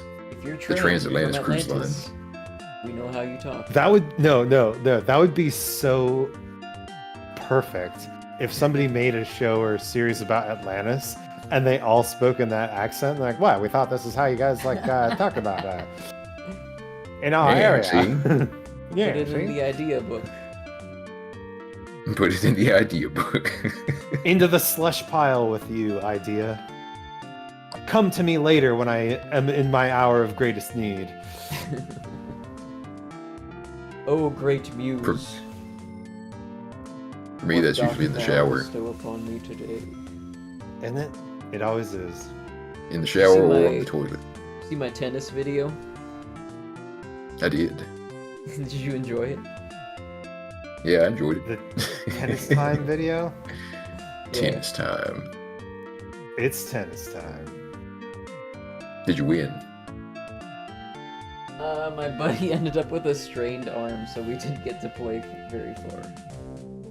No! That's too bad. But I have my lesson today, obviously, after stream. So I'm excited about that. I haven't seen my coach in like 3 weeks. Ooh. Kinky. It's been 3 weeks, baby. It's been Let's 3 whole volley. weeks. It's the most Gonna score sensual some tennis love dialogue. tonight. That's not how that works. 15 love. Wow. I gotta say, tennis has like the strangest scoring system I think I've ever heard in a sport. I still don't know where it comes from. There's gotta be, it's gotta be British. Like, No, tennis is French. Crick- Tennis is jeu de paume. Je te Is it? pomme. okay. I could also see French. One of those weird European. I mean, Counting have you ever systems. seen real tennis? Like the one they played in King Henry VIII. I'm not. times? I don't know if I'm cool enough to know what real tennis is. I when I was in UK in January, I played a little bit of real tennis, and it's an indoor court, and there's actually like goals you can score, like soccer. And It's weird. and yeah, but this is older than tennis as we know it today. And like there's lines on the court that like you have to do better or worse than in order to score an actual point. And then like there's sloped walls you can bounce the ball off of. It's like nutso. I had to look up Je de pomme because Like I could figure out like the first part of it, which is like jeu is like conjugation of to play, Yeah. as in like a game, and deux is Well, of. And you said pomme, and I was like, wait, how's that spelled? Because I thought you were spelling it. It was spelled Pomme, which is apple. And I was like, to play the apple? Did they like used to beat apples around back in the day? And then I looked it up, and it's actually Paume. Mm-hmm. I'm still gonna call it the apple sport from now on. Steve Jobs played that sport in 1801. And it's funny because I'm pretty sure apple juice is called jus de pomme. Yeah, it is. That's funny. Yes, it's the apple juice sport. That's like a 1,000-year-old pun right there. Totally. It is. I'm gonna go do some jus de pomme today. But really? I did. I didn't realize they were in season. A 1 hour introductory session for real tennis. It was really a very fascinating game. I don't know if I would have the stamina for real tennis. It is actually considered an extreme sport because you're not allowed. Yeah, to, I bet. You're not allowed to like take water unless it's on like a changeover, and yeah, it's you have to like stay in the court. Like, it's so much cardio too. I need to go across my room, so I'm gonna mute for a second so I can put my stuff in my drawers. I wish I was more athletic. Yeah. I don't really have a sport that I do. I've been taking walks, but gosh, I don't know. Tried going for a run. I have in the past. I actually, one of the very first things that I put on the internet was a series of 30 days of running diaries. The original Isaac Vlogzoo. Isaac Vlogzoo. So real life Isaac. I was still using a model. Oh, okay. Yeah. There are things that I've put onto the internet before I came to use this moniker, but I don't usually talk about them. Even though a couple Same. of them kind of made it relatively popular, which is weird. Yeah. I had a video go viral at one point, which was very strange. Yeah, I had a blog post go viral. A blog post? Yeah. I didn't think blog posts could do that. Well, there are certain nerdy pursuits. You can probably figure out what those are. But there are certain nerdy pursuits where the blog style of format is still the best style of format. Like, they started doing blogs, and then they're like, well, that's it. Best possible way to convey the information we want to convey. Good job, boys. Pack it in. We're doing blogs. Is this Tumblr related? It's not, actually. Okay. It's tabletop RPGs. Okay. Yeah, every like video format that's come out after that has not had the like. So obviously you need a bit of depth to explain your ideas. So short formats don't work, but video formats really also don't work because video formats tend to be temporal and non-searchable, so you can't really like put a stat block in a video and expect people to come back and find it later, right? Yeah, you need like written yeah, stuff. you need it to be written, and you need it to be referenceable, which blogs are. And that's it, right? Even books are not as good as blogs because you have to like own a whole copy of a book to get access to any of the ideas, right? And you can't it takes a long time to search through it as compared Yeah, to yeah. text on a Compared computer. to exactly, blogs are the ideal medium for sharing tabletop RPG ideas, and there's not been an improvement. Maybe there will be someday, but yeah, the blog sphere in TTRPGs is still alive, very much alive and well, which is incredible. Good for them for fucking making information that you can actually find and not putting it in a damn Discord server. Yeah, there's a lot of people who are trying to move into the Discord servers. Again, that's like not as easily searchable. People do wikis now, but it's so hard to maintain a wiki as opposed to having like a series of blog posts where you can like step by step explain your ideas and kind of walk through the same narrative storytelling structure that the games have. And then, of course,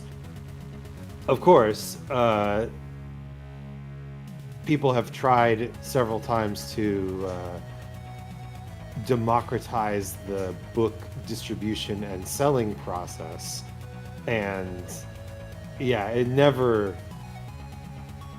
goes well for the creators of those books and products. Blogs are still the way. I'm glad. Got to keep those old forms of information alive. That's what the internet should be about. Well, and I think it's a you know, of course it's a very small example, but sometimes the old format is literally the best format. Yeah, I mean, if it ain't broke, why do we need to keep fixing it? Aside from people trying to sell it. Well, I don't think that innovation is a bad thing, but you have to accept when a experiment has failed, right? Yes. Like, you know, CDs were a great piece of physical media. I think they improved on tape decks considerably because, you know, you didn't have to rewind them, right? They weren't as susceptible to like having the tape pulled out of them and being damaged in that way, right? But yeah, I don't think MP3s were a huge improvement on CDs, and I certainly don't think streaming was a huge improvement on MP3s. Yeah, I mean, James Rolfe kind of convinced me of that because James Rolfe's a big movie person, and he was talking about VHSs one time in comparison to like DVD movies. And yeah, at the time I was like, how could a VHS possibly have anything over a DVD?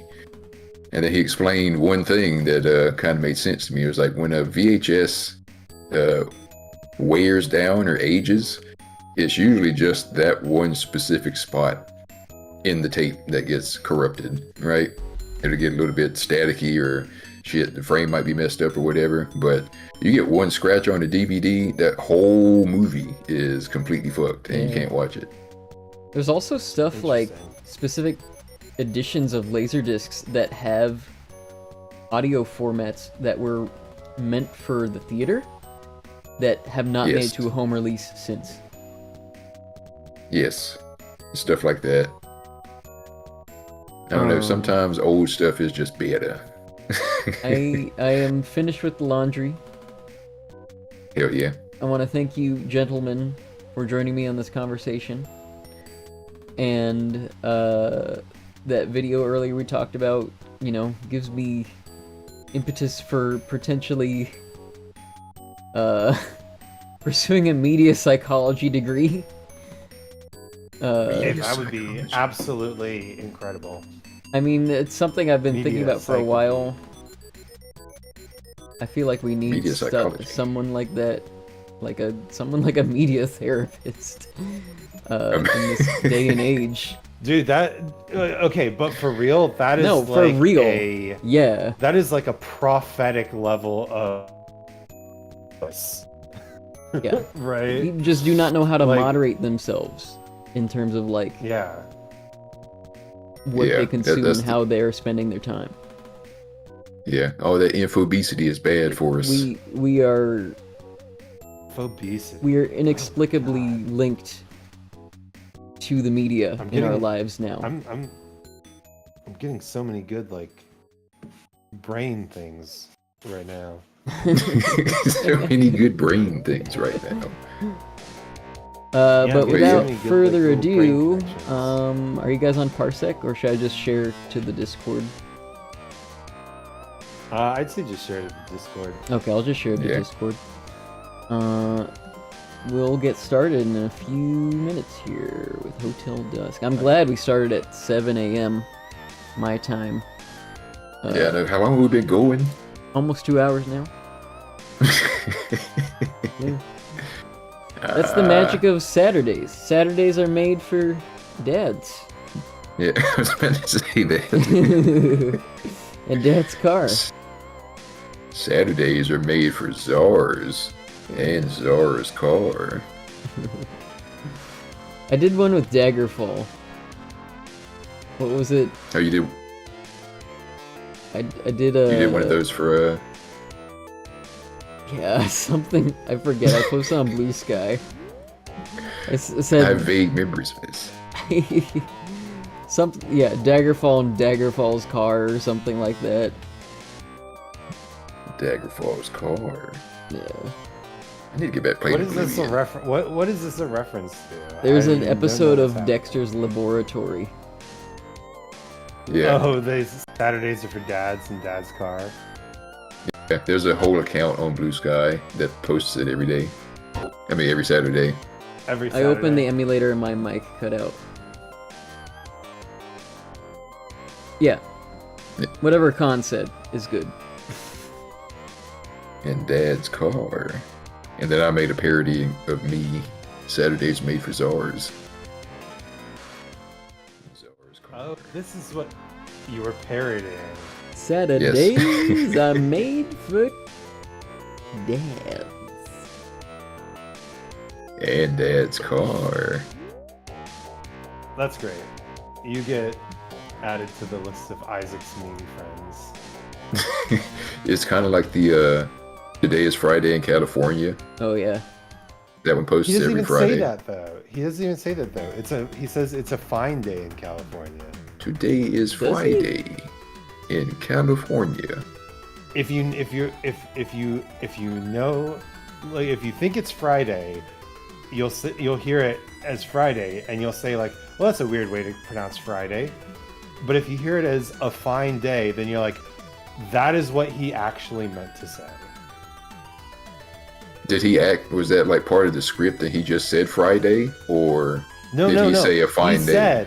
He said today is a fine day in California. He says that. This is the hill that Isaac dies on.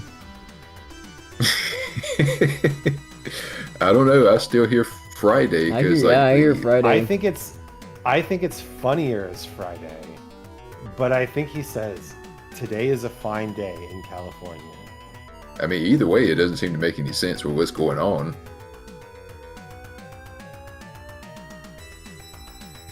But I it don't kind care. of does. Does Because it? he's dressed Oh, up this is as the Terminator from Terminator 2, right? And that movie takes place in California. I don't Uh, think it's a. Is it a reference to Terminator 2?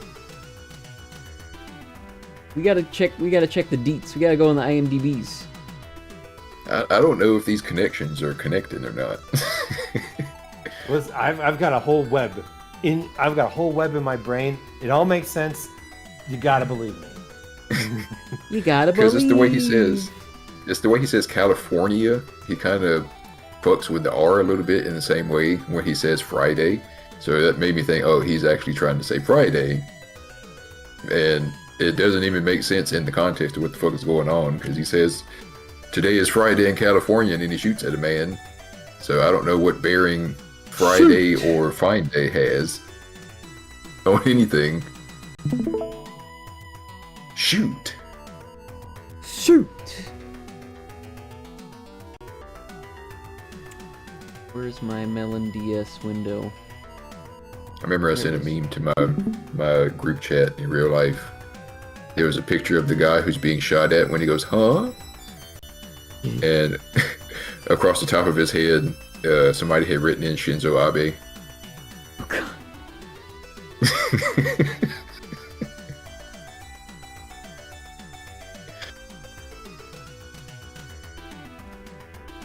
I gotta move you. See, Shinzo Abe didn't know it was Friday in California. He didn't know. Gotta make you bigger. I love that you still have the face and the little PS2 cloud up there. I need to make a redeem that says I see the secret. And then they have to whisper me what the secret is. What is the secret? And I have to tell them whether they're right or correct or not. It's so good. I can just vaguely see it. I know. I did It a really works so good well. color correction job on that. Like if I didn't know it was there, I could just like take a glance at it and be like, is there something there or is that just me? Yeah, that's why I need to make it a redeem so people can find it. They get a little reward. I'll give them like a $5 gift card or something. I like the configuration we have here because it looks like Isaac is just sprouting out of your scalp. True. It's like a Blaster Master kind of situation. I was gonna do this actually. I need the thing from this screen.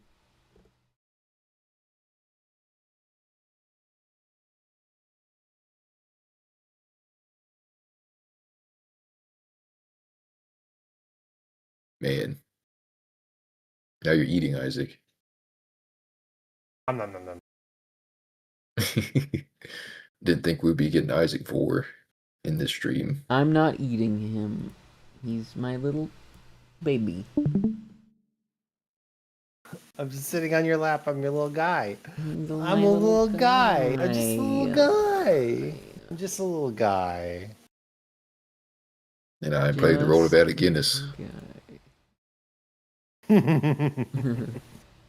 Show up to set drunk and sit on a physical log as a ghost. Alright, y'all. Let's spin for the Kyle Hyde. Spin to win. Spin for Hyde. It's So Isaac, spinning.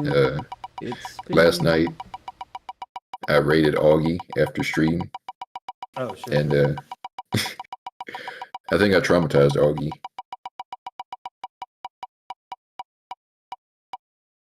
What happened? Ooh. Well, I don't know what was going on or what had happened in streams prior to this, but she was going through her stuff in OBS and unhid a picture of the Crypt Keeper while trying to find something else. And she was like, yeah, the Crypt Keeper used to scare me a lot when I was a kid. And I was like, have you seen the picture of the Crypt Keeper's feet? Oh. Looking that up. And she was like, no, but I kind of have to see it now. So I forwarded her the link of the Crypt Keeper's feet. That's wild. They're surprisingly normal, honestly. Yeah, that was the thing that we talked about. Like they're like the best looking part of the Crypt Keeper. For real. Before we get started, I really have to use the restroom. So Okay. I'm gonna Go for it. I'll put up a do that real BRB quick. screen and continue some music. Okay, thank you.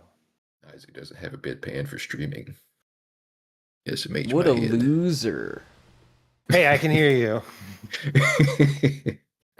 You need to get your streaming bedpan game up. You're shitting Run a line. yourself. Not yet. Oh, have you seen the one that's the Deus Ex remix? No. Oh my There's god. He shit himself while playing Deus Ex. Wait, I gotta find it. It's really Where funny does it because make? I literally think it's lines from Deus Ex, and it's played over the thing. Oh, somebody took lines from Deus Ex and like remade Yes. that video. Let me find it. Let me find it. Dojo looks comfy on the inside. It is. That nice mattress on the floor. I've been thinking about getting one of those. Do you watch Dan Henschel? I have seen him about on social media. Yes. I love him. Does he sleep on the floor? I don't know. I was just trying to But, piece together where that came from. no, So, it's just, so did I miss something? just random. Just random. Here, let me share YouTube in the thing. I would classify him as a cryptid. All right, you see this? Let me see. Is it in Discord?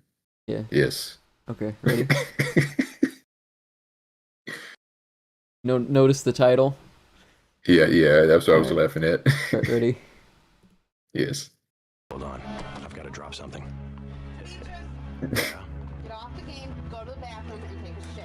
Who? Now. Let me think about it. Bathroom and shit now. No thanks. Maybe later. Go to the bathroom and shit. I smell you. I can't. I'm too loaded down right now. Shitting yourself. And Get up and go to the bathroom. make me. The bass fucking drops. Not yet. Yeah, the music. Go to the bathroom. You're shitting yourself. Not yet. Go to the bathroom. You're shitting yourself. Forget it. Not yet. I swear to God. Go to the bathroom. Not yet. Hold on. Shitting yourself. Not yet. You're shitting yourself. Poop is coming out of your Not yet. What? asshole. So, What is? I don't like your tone of voice. Go! I don't know what to say. Go to the goddamn bathroom. It sounds surprisingly For a sensual. while. It's not too late. It sounded surprisingly sensual. It was like, not yet. Why are you locked in the bathroom? Oh, have you seen this? Oh my god. Ooh, Soul Calibur 2. Have you seen this? No, I haven't. I have Hello. interest. What is happening? And releases his Oh. into the toilet of time. Terror spreads like a roaring tempest, like 1,000 fursuits storming the halls of a Marriott hotel. A man needs Oh, a God. sword, and a sword is a strong, independent black woman who needs no man. Two souls face each other head That's on not what I was in a expecting. fateful battle. A third doom scrolls awkwardly on his phone in the corner. I'm not reading that one. Juicy burger of ambition is placed under the nose of a blind man and snatched away, leaving him forever haunted by the first bite that could have been. Anyway, here's Wonderwall. His life but a reverberating fart echoing through the halls of time. Trapped in a small cage with 6 children and nothing to eat, he emerged 3 days later victorious as the lone survivor. 2 people fighting souls stand like towers as fate crashes into the Instagram of history tagged her story. Now she continues her featured quest for repentance and for peace for her mutuals and eternal bestie.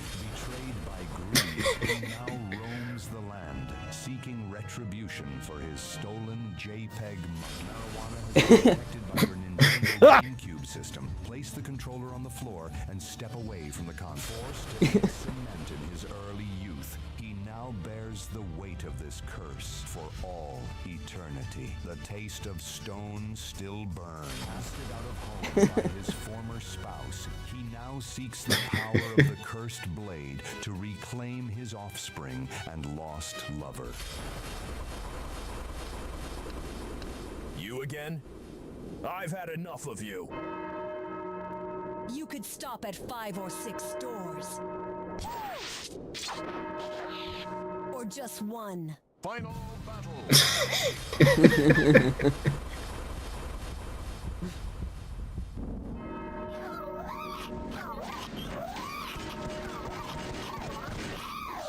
What the fuck? Final battle. Fight. Soul Calibur 2. Soul Calibur 2. Soul Calibur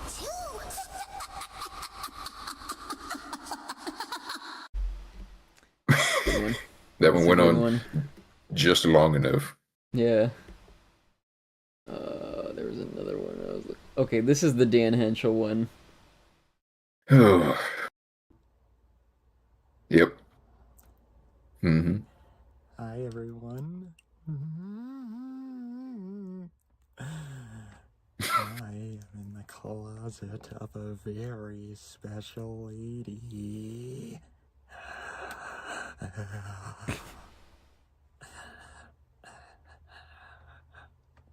I figured out where she lives based on her photos. Is it all left ear? And when I met her in the grocery store I think so. last month, Yeah. I made a joke that I was gonna hide in her closet and surprise her, so she better watch out. And she thought it was really funny. So now I'm doing it. I couldn't believe how easy it was. I just slunk right in.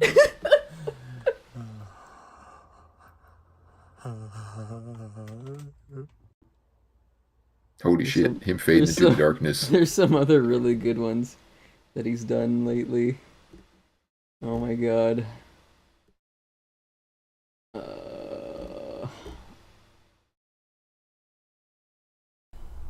I was about to say, were you streaming all of this? Yes, I am streaming all of this. Hi, how They're are just you listening doing into it. today? You're on the BRB screen. Yeah, I know. That's I know. excellent. So, I'm okay, very okay. Well, thank you for asking.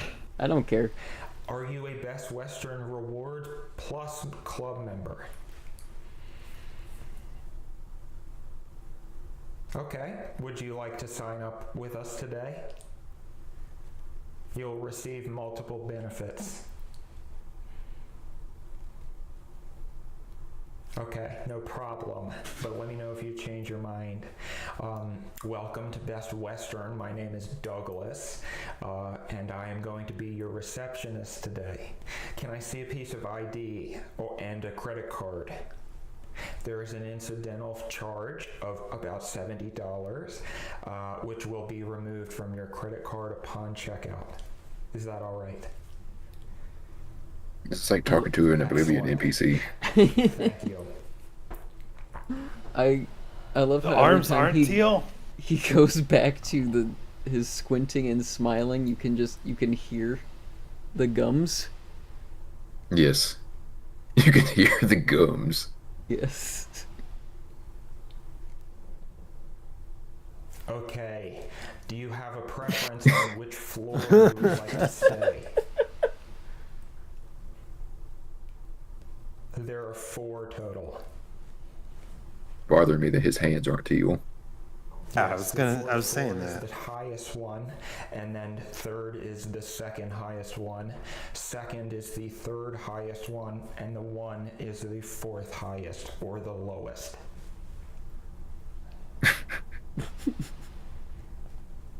Okay. Well, unfortunately, we are booked on that floor, but I can offer you one of the other 3 floors.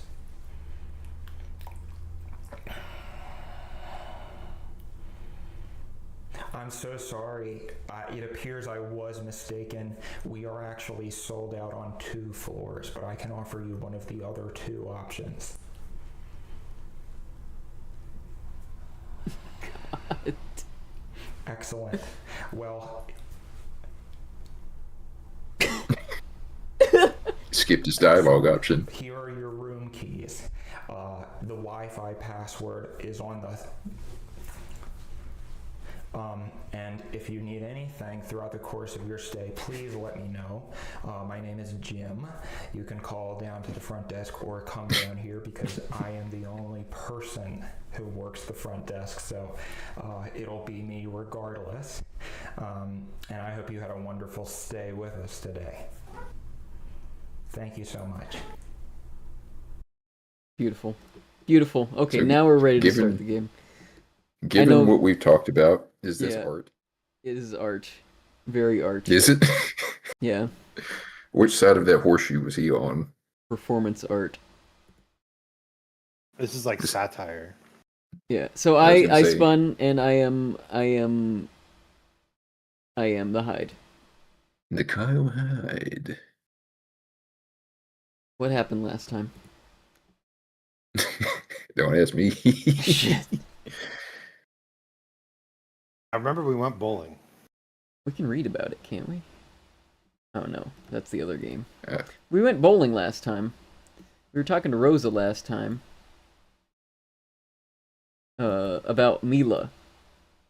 She was like, I know Mila, and she's just she's jiggling over there. And the Discord stream is Callahide still on was this man's oh face. yeah. Just staring into my soul. There we go. Yeah. Hey, There's Rosa. Yeah. beautiful Rosa. She's just jittering. Don't mind her. Yeah, Kyle has just having a stroke.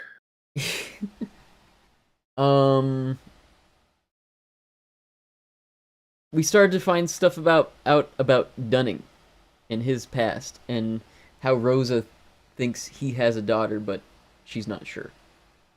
And she assumed Oh, it yeah, would have she- been she Mila, fucked but up. she's not. She fucked up. But now we're like we're suspect of Dunning and like what is his deal? So now we're on that.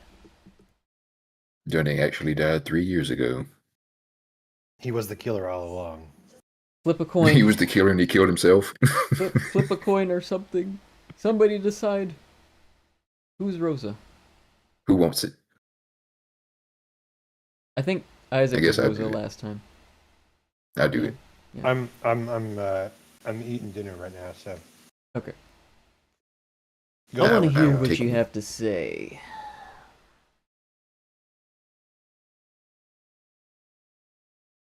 What?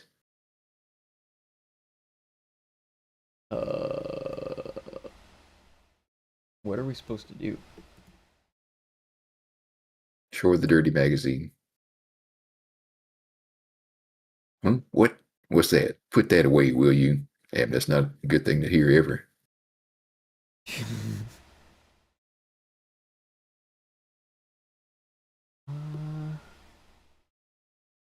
Is there something God, we Kyle's need to carrying a whole show lot of her? shit.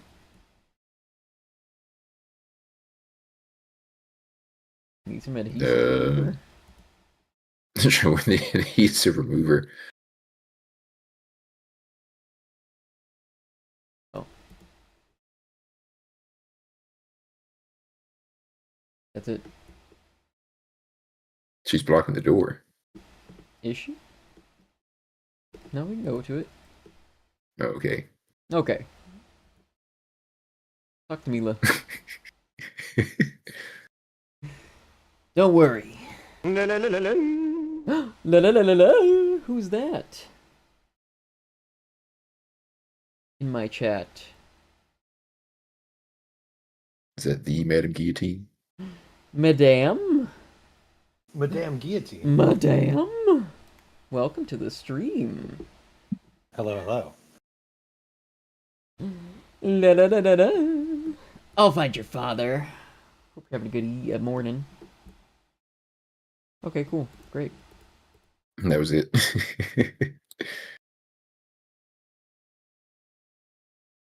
It's my pager. How we doing? We had a big old conversation and now we're finally playing the game. Butt ass. Unfortunately, I don't have a butt ass redeem. But you can find silly wave race redeems in my sound redeems now. I smell butt ass. I gotta call it. Butt ass. Yeah, let's do it. I can just do it for you. I smell butt ass. Is that a new con redeem? Butt ass. Yes. There you go. Yes, it is. How's that? Was that good? I added it to my stream the night we went to the tool shed. Yeah. You're a trendsetter, Con. Guess I should add a call. Hey, we got to thank Check Mike out my for other doing all the redeems tool though shed posting. in the sound things. It's fun. It's fun. Red Crown, Rachel speaking. Rachel, go home. Seriously?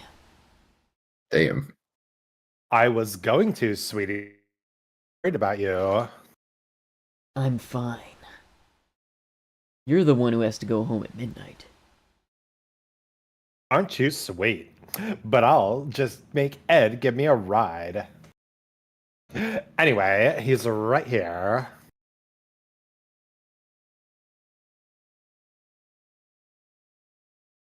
Alright, what's the good word? Madam says hello. Con and Isaac. Hey, whoa. Whoa. Tell me you got good news, Ed. Tell me about Gallery May and Robert Evans. I shook something loose. Like the shit that was sitting in my ass, my colon. Looks like this gallery of yours was closed down 7 years ago. No kidding. The tool shed are the memories. Yeah, it was Shook one of the that butt older ass galleries loose. in Santa Monica. Seemed this Evans fella inherited it from his grandfather. He was 23 when he got it, and that was back in 1933. Sounds like he had some success. That's what I hear. Art types say Evans had a good eye for rare stuff. Rare things on sale, stranger. Was real good at finding undiscovered works by famous painters. Famous painters? Famous You painters? make any Yeah. money? Plenty. When new art shows up from famous painters, folks pay attention. Then all of a sudden, nothing. Gallery shuts down 7 years ago. Why? Got no clue. When it closes, Evans does a runner and disappears. And he's been gone ever since. Yeah, real missing poisons type stuff. Poisons. Alright, you said his daughter was in that hotel. Think she's been looking for him this whole time? I don't know. I don't think so. I rang up some old friends in LAPD and asked about your case. They say no one in the family ever pressed for a full search. That's interesting. I looked into the Evans family, by the way. Wife Mary died in a plane crash in 1960. Oh, see, your Silent Hill 2 reference in the chat, madam, came full circle. They had one daughter named Amila. I got a couple calls to some other folks. I'll ring you if it pans out. I appreciate it. Don't worry about it. If something pops up, I get you on the one pronto. So, Robert Evans went missing 7 years ago. What the hell happened to him? I want to know more about Dunning's daughter. Alright. Getting close. Let me think about this for a bit. He's Oh edging no, right not now. a quiz. Ed called a little after 11. I asked him to check 2 things out for me. One was Gallery May, and the other was a Supreme Crunch Wrap from Taco Bell. Robert man. Evans. I've been fiending for a damn crunch wrap. That's it. I asked Ed to collect that Crunch Wrap on Robert Evans and the Gallery May. I borrowed an old cassette deck from Louie's room. I almost caught cholera in there. Then I used it to listen to Iris's tape. Seemed to be a recording of some shady transaction. The person who sent the tape to Iris was... Egg sandwich. Grace Sandwich. That's right. Grace sandwich. Grace A sent gray Iris the sandwich? tape. A gray sad sandwich. Seems that Iris actually is Grace's little sister. I see. You're And talking she's about come here to try Uncrustables. and find her. From what Iris said, sounds like Grace is connected to angel painting. The angel painting. That angel painting. I asked Louie to check the guest log from 2 years ago back and see what was there. I'm having fun just adding little words here and there, aren't I? And then we went bowling.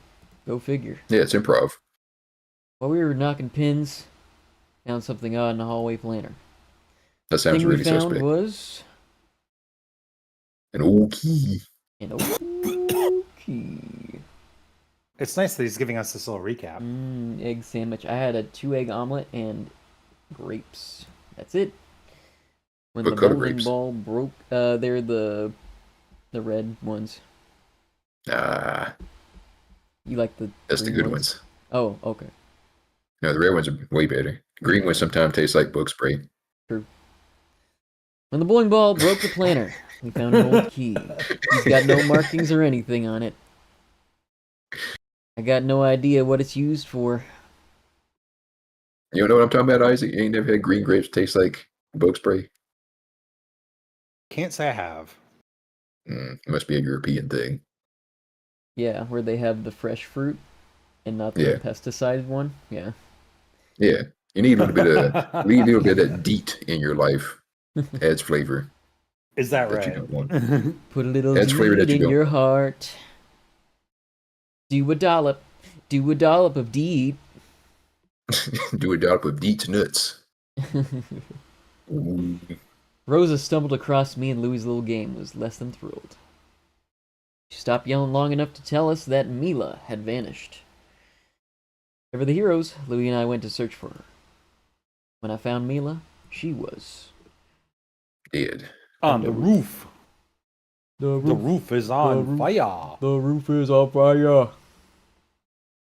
That's right. Am I the only person who thinks they taste like bug spray sometimes? Remember that really strong smelling bug spray at the cabin we went to? Just spray that directly into the mouth. Sounds good. Just get you some green grapes, the Sounds big healthy. ones, because Yeah. big grapes are always not as good. They should just sell that in stores and call it liquid That's true. grapes. The flavor is not as concentrated. Yes. Oh man, it's awful. I went to the grocery store. All they had was big grapes. Rosa said something about her father that upset her. I took Mila back to Rosa's room. Then the Wonder Maid and I had a chat. Rosa told me that Dunning has a daughter. She thinks there's a connection between Mila and Dunning. But she doesn't have any real proof. When we were done, my pager went off and I called in. He had some info on Mila's old man, Robert Evans. Seems Evans took a powder after he closed down his art gallery. He went missing about everything 7 years ago. 7 years ago. What if it's really Dunning? He staged Right. his own death. Evans went missing 7 years ago. Had Even the cotton candy LAPD. grapes. He even made the No, those- LAPD's missing persons list. Yeah, I Cotton don't candy think grapes. I've had the cotton candy grapes. They go against my religion. Has Mila really been looking for him this whole time? Iris's tale, Rosa's confession, Ed's new info. Things are starting to come together, but I still got questions. Questions Oh, about yeah. Mila's father, Dunning's daughter, some picture of an angel. The strands of all this coming mystery are together. starting to fray. I see them getting rough around the edges. Bradley, I think your story is the one thread I need to pull. The one that'll make this whole damn thing unravel. Why he gets so into other people's shit? I'm gonna do this next time I go on vacation. Yeah. Go up to the hotel, knock on random people's doors. Hey man, you got anything going on in your life? I'm not just a Got a missing door-to-door father. salesman. I'm a door-to-door therapist. Whoa, this You got like a missing stay- father or something? Look at this. This is a 2-hour chapter. Ooh, man, getting close to the witching hour. And it's the next day.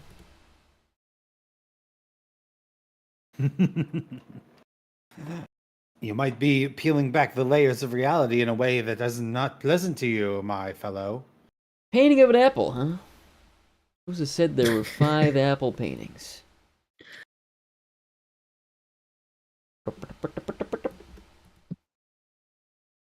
Still stuck on the paintings. He just can't understand them. Why would anybody paint 5 apples? If you paint them, you can't eat them.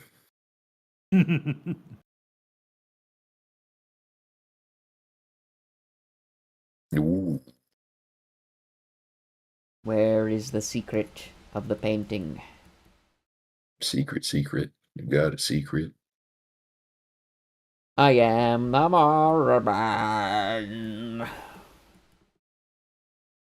With parts made in Japan.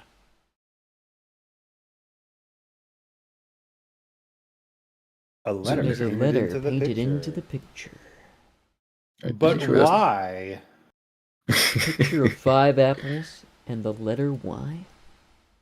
Is he sure that's not just the apple's butt crack? Butt ass. I smell butt ass.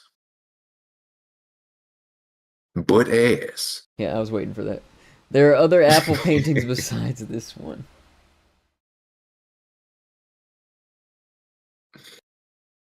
Oh, I love that video. That man looked so indignant. He was so offended by the butt ass.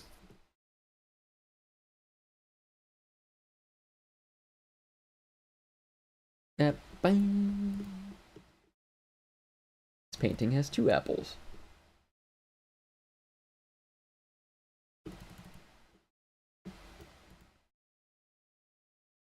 Two apples. Be the second letter? That's not anything. Y Look like equals something. 1. Look like something, but I don't think it's anything. Saw an equation on that second apple. E. E. E. E. E. E. E. Why is he writing it like that? Is he writing on different lines for the numbers of apples? Yeah. There's still another apple painting. See, I know what's up. I did an escape room recently.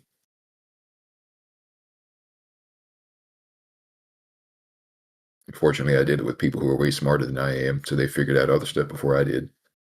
Nice. It's a me.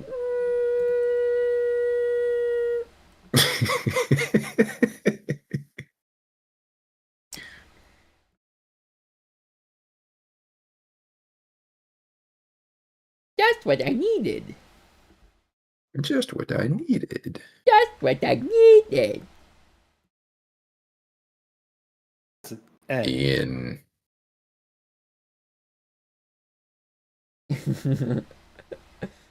Who is doing this? Is Dunning doing this?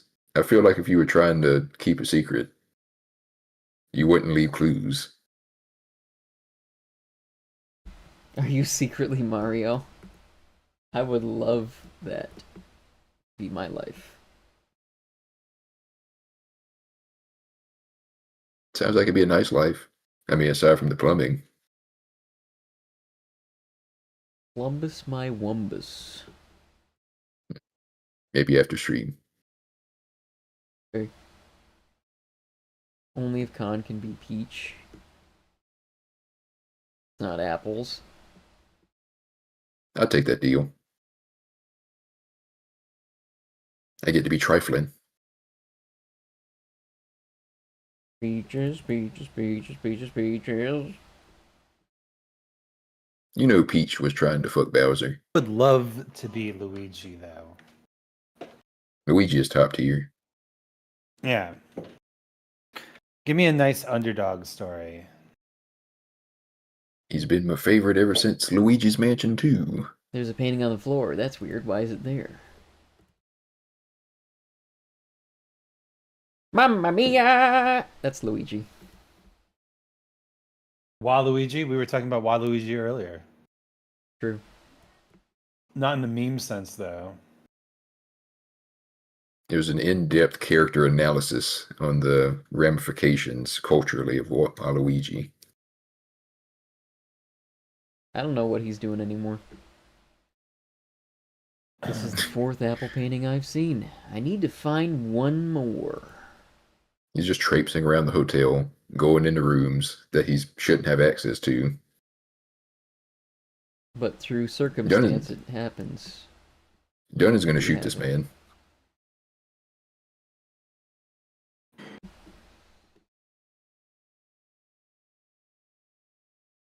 Lewis? I think it's Lewis. My turn? Yeah. Yo, hide. See Shaft? That you, Louis? Where you been, man? I've been all over this place trying to track you down. I finally found Mila down in Rose's room. Looks like someone found her and led her there. Yeah. Man, you should have said something. Make me waste all my time like that. I was looking for her too, you know. Sorry. No, I get it. Just forget about old Louis again, yeah? No, I see what it is. Knock it off, Louis. Got some new info. About Mila? It's about her father. Seems her old man went missing 7 years ago. Trip, man. That's a long time to be off the map. So what? Mila's been looking for her pops this whole time? Maybe. Something rough happened to her, but I don't know the full story. Gotta poke around some more. Yeah, well, check this. I got me some info, too. It's about that old key. Oh, and I also did that B&E that you wanted to find out about Melissa's ma. Butt and ass? Has Look it up bounced the like that? guest book from 2 years back. That's a suspect question. How does his hair bounce like that, though? It's just flowing. He's got flowing locks. Yeah. Mine looks like that in the morning. I don't know. I mean, Louis is supposed to be, what? He's Italian, right? I feel like it has that kind of body. It doesn't look like it's flowing. Oh, he's got that sweet Louis Italian Donano. bod. The Italian stallion, Louis Donano. He's got that sweet Italian bod. Louis He's wearing Donano's bowling. a G-string underneath. You know, he's got the Fabiola. The Fabiola. Fabuloso. That's the Bellissima. cleaning solution. I know. So what's that key for? Technically, that's here. It's the key to the booze cellar. What do you think Louis is thinking? Oh, probably not. I guess I had to try, yeah? Anyway, this is the one key your old man Downing never let me touch. I didn't even keep a copy with those other keys he keeps in the office. But a man hiding it inside a plant never would have guessed. What a trip. I'm starting to get a little Transylvanian. What a trip. Oh, what a trip it is to have a key in the planter. Yeah, it's odd. So, was Grace here 2 years ago? I see, that's the thing, man. I don't know. I guess I the want logs to in suck office your only go back marinara one. sauce. Guess the logs in the office only go back 1 year. I got no idea if he toasted the old ones or what. Or Gotcha. what? He's just Mario now. Just point me to the apple paintings. What? Those crappy things? Man, what you want to know about those for? Just the hunch I need to check. Just what I needed. Just what I needed. He's getting really angry now. Just what I needed. Rosa said. Rosa said there were 5 paintings, but I can only find 4. You sure you ain't hitting the bourbon again, Hyde? I don't know what the fuck that is. Wow. Okay, let me think. You got to the second floor hallway. Yeah, and your room too. You remember that one, huh? I saw those. There's also one in 217 and the one at the end of the central hallway. Right. Yeah, let me see. Nah, man, sorry. I don't know about the last one. So, hey, hi. You gonna go scope out that booze cellar?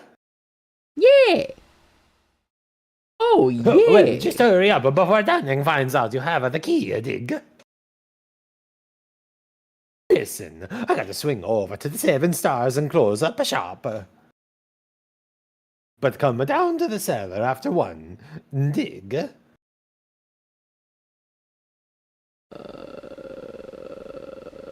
Is this Dunning It's for either sure. Rosa or Dunning. okay? Lewis. Huh? Oh, crap, man. Dunning. What in the Sam Hill are you doing here? You're supposed to be minding the bar. I'm a-going, Mr. Smith. I'm on my way. Then get to it. Thought I could trust you with watching my bar. My boy. Don't make me regret it. Sound kind of like Marcellus Wallace. Yeah. Yes, sir. Big I'm names. a-going. Louis runs down the hall. Damn kid. Got a whole lot of learning to do. I'm sorry you had to hear all that, Mr. Hyde. Don't worry about me.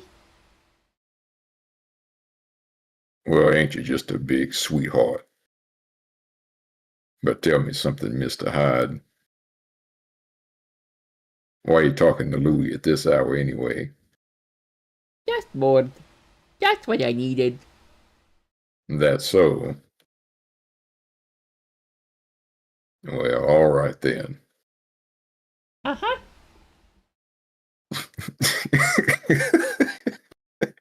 I wasn't expecting that. Excuse me. Dunning stomps off down the hall. This is starting to get into Jar Jar territory. Alright, I'll go back to Steve Bloom. Just what Misa needed. That's what I needed.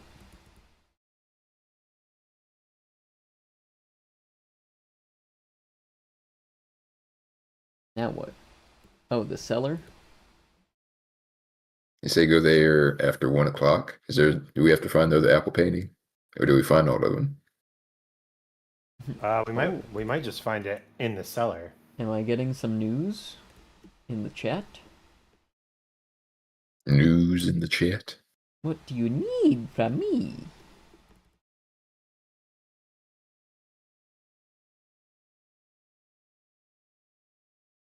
Oh, sweet.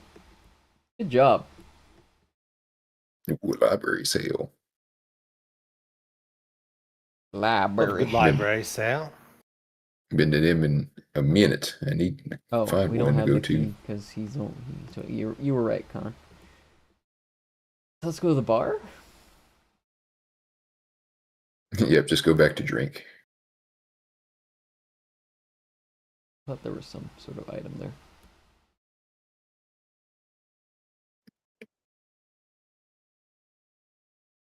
No Lewis. No Lewis. So are we, as We a still society, haven't found all back the to stars, huh? What's that? so are we as a society back to liking the prequels? I've always think been so. okay with them. Yeah, They recently same. did that re-release of Part 3. Mm-hmm. I love that video of Hayden Christensen. Yes.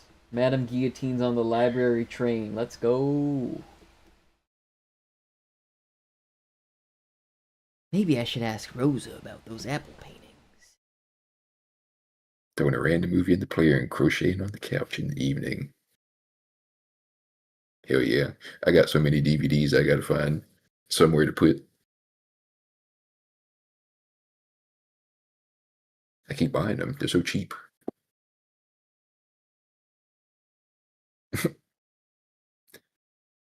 Well, Mr. Hyde, what can I do for you? You got a minute? Of course.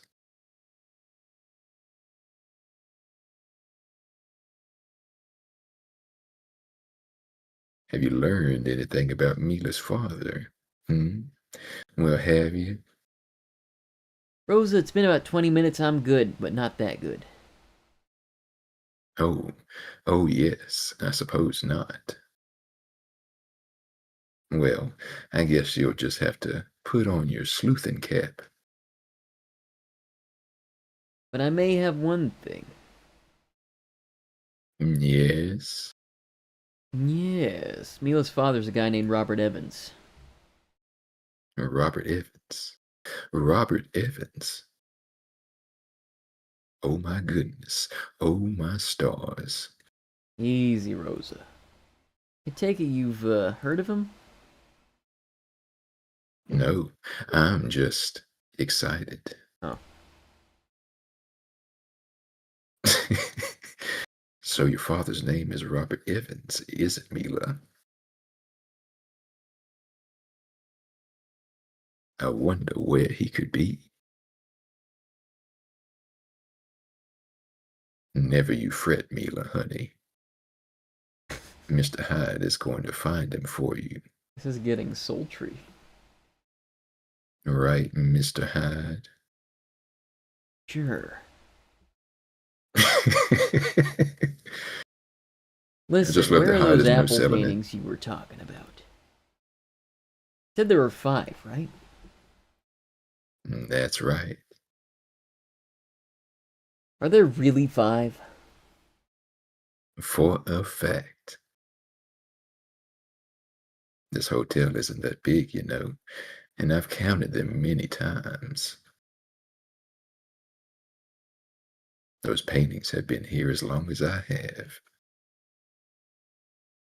I guess you saw how each painting has a different number of apples. Well, I was sure that had some kind of meaning, but darned if I know it. Tried asking Mr. Smith about it once, but that man is just useless. There's nothing worse than a useless man. Who knows, he told me. I bet he knows, the old coot.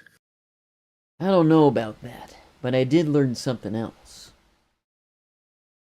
Truly. Ooh, tell Rosa. Come on now. There's a hidden letter in each painting. Letters. Goodness me. Think those letters mean something. Like words.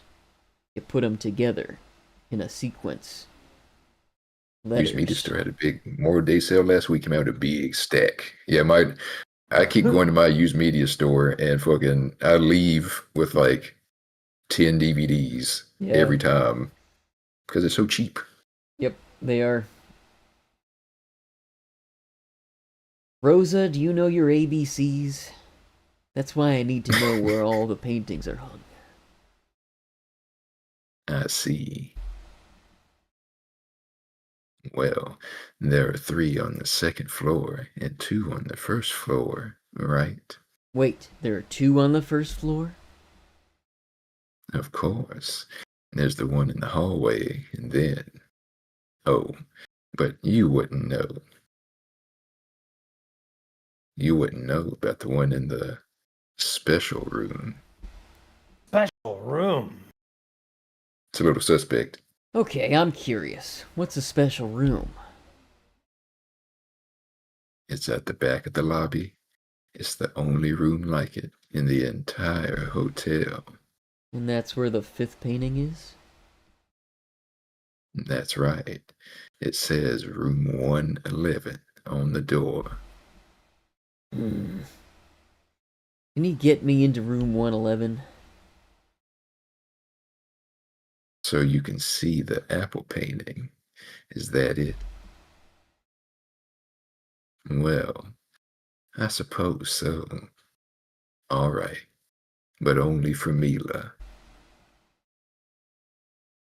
Oh, and because I'm a little bit curious too. Thanks.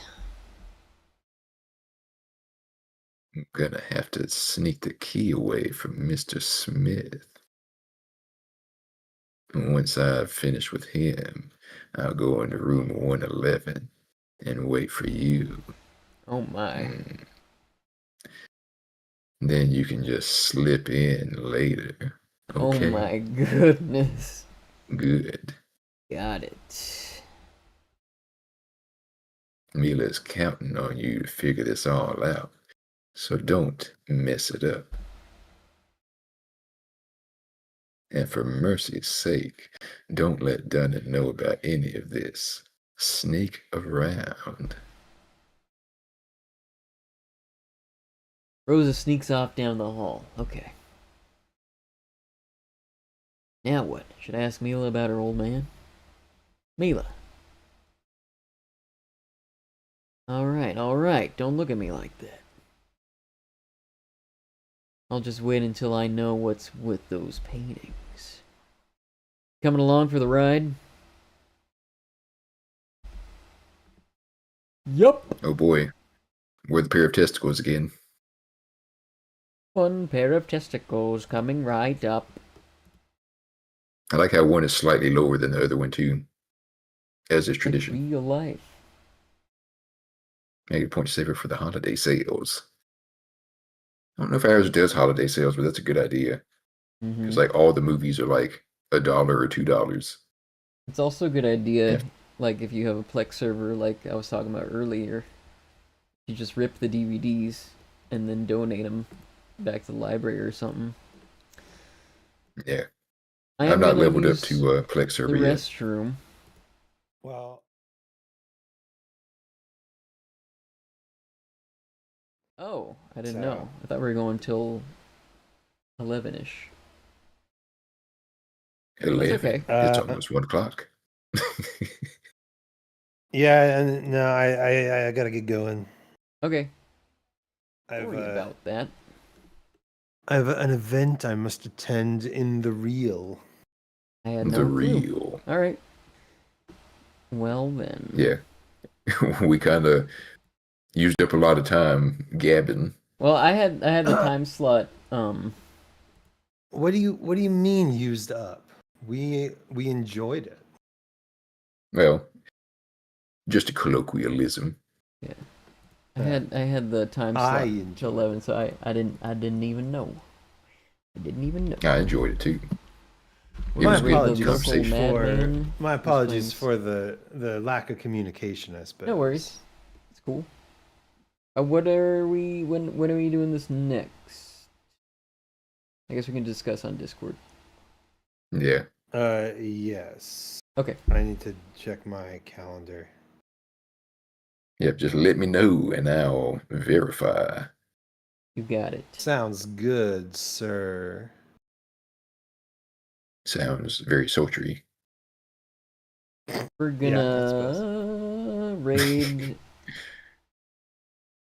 Captain Eyesore, local madman. Captain Eyesore?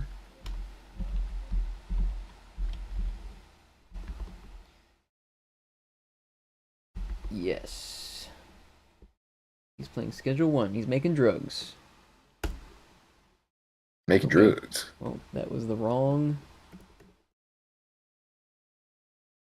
That was the wrong thing. Is he injecting a weed? He's injecting the weedus into the meatus.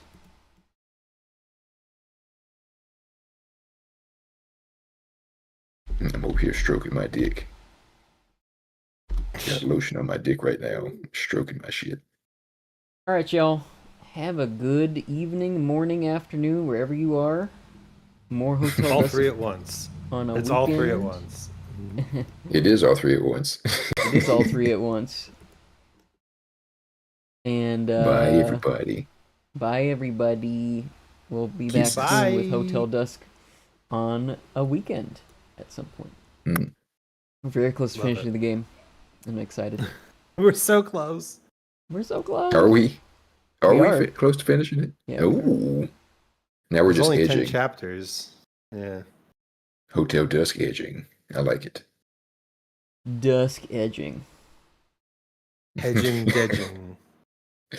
Edging. That All right, sounds y'all. dangerous. Peace. Bye. Kisses.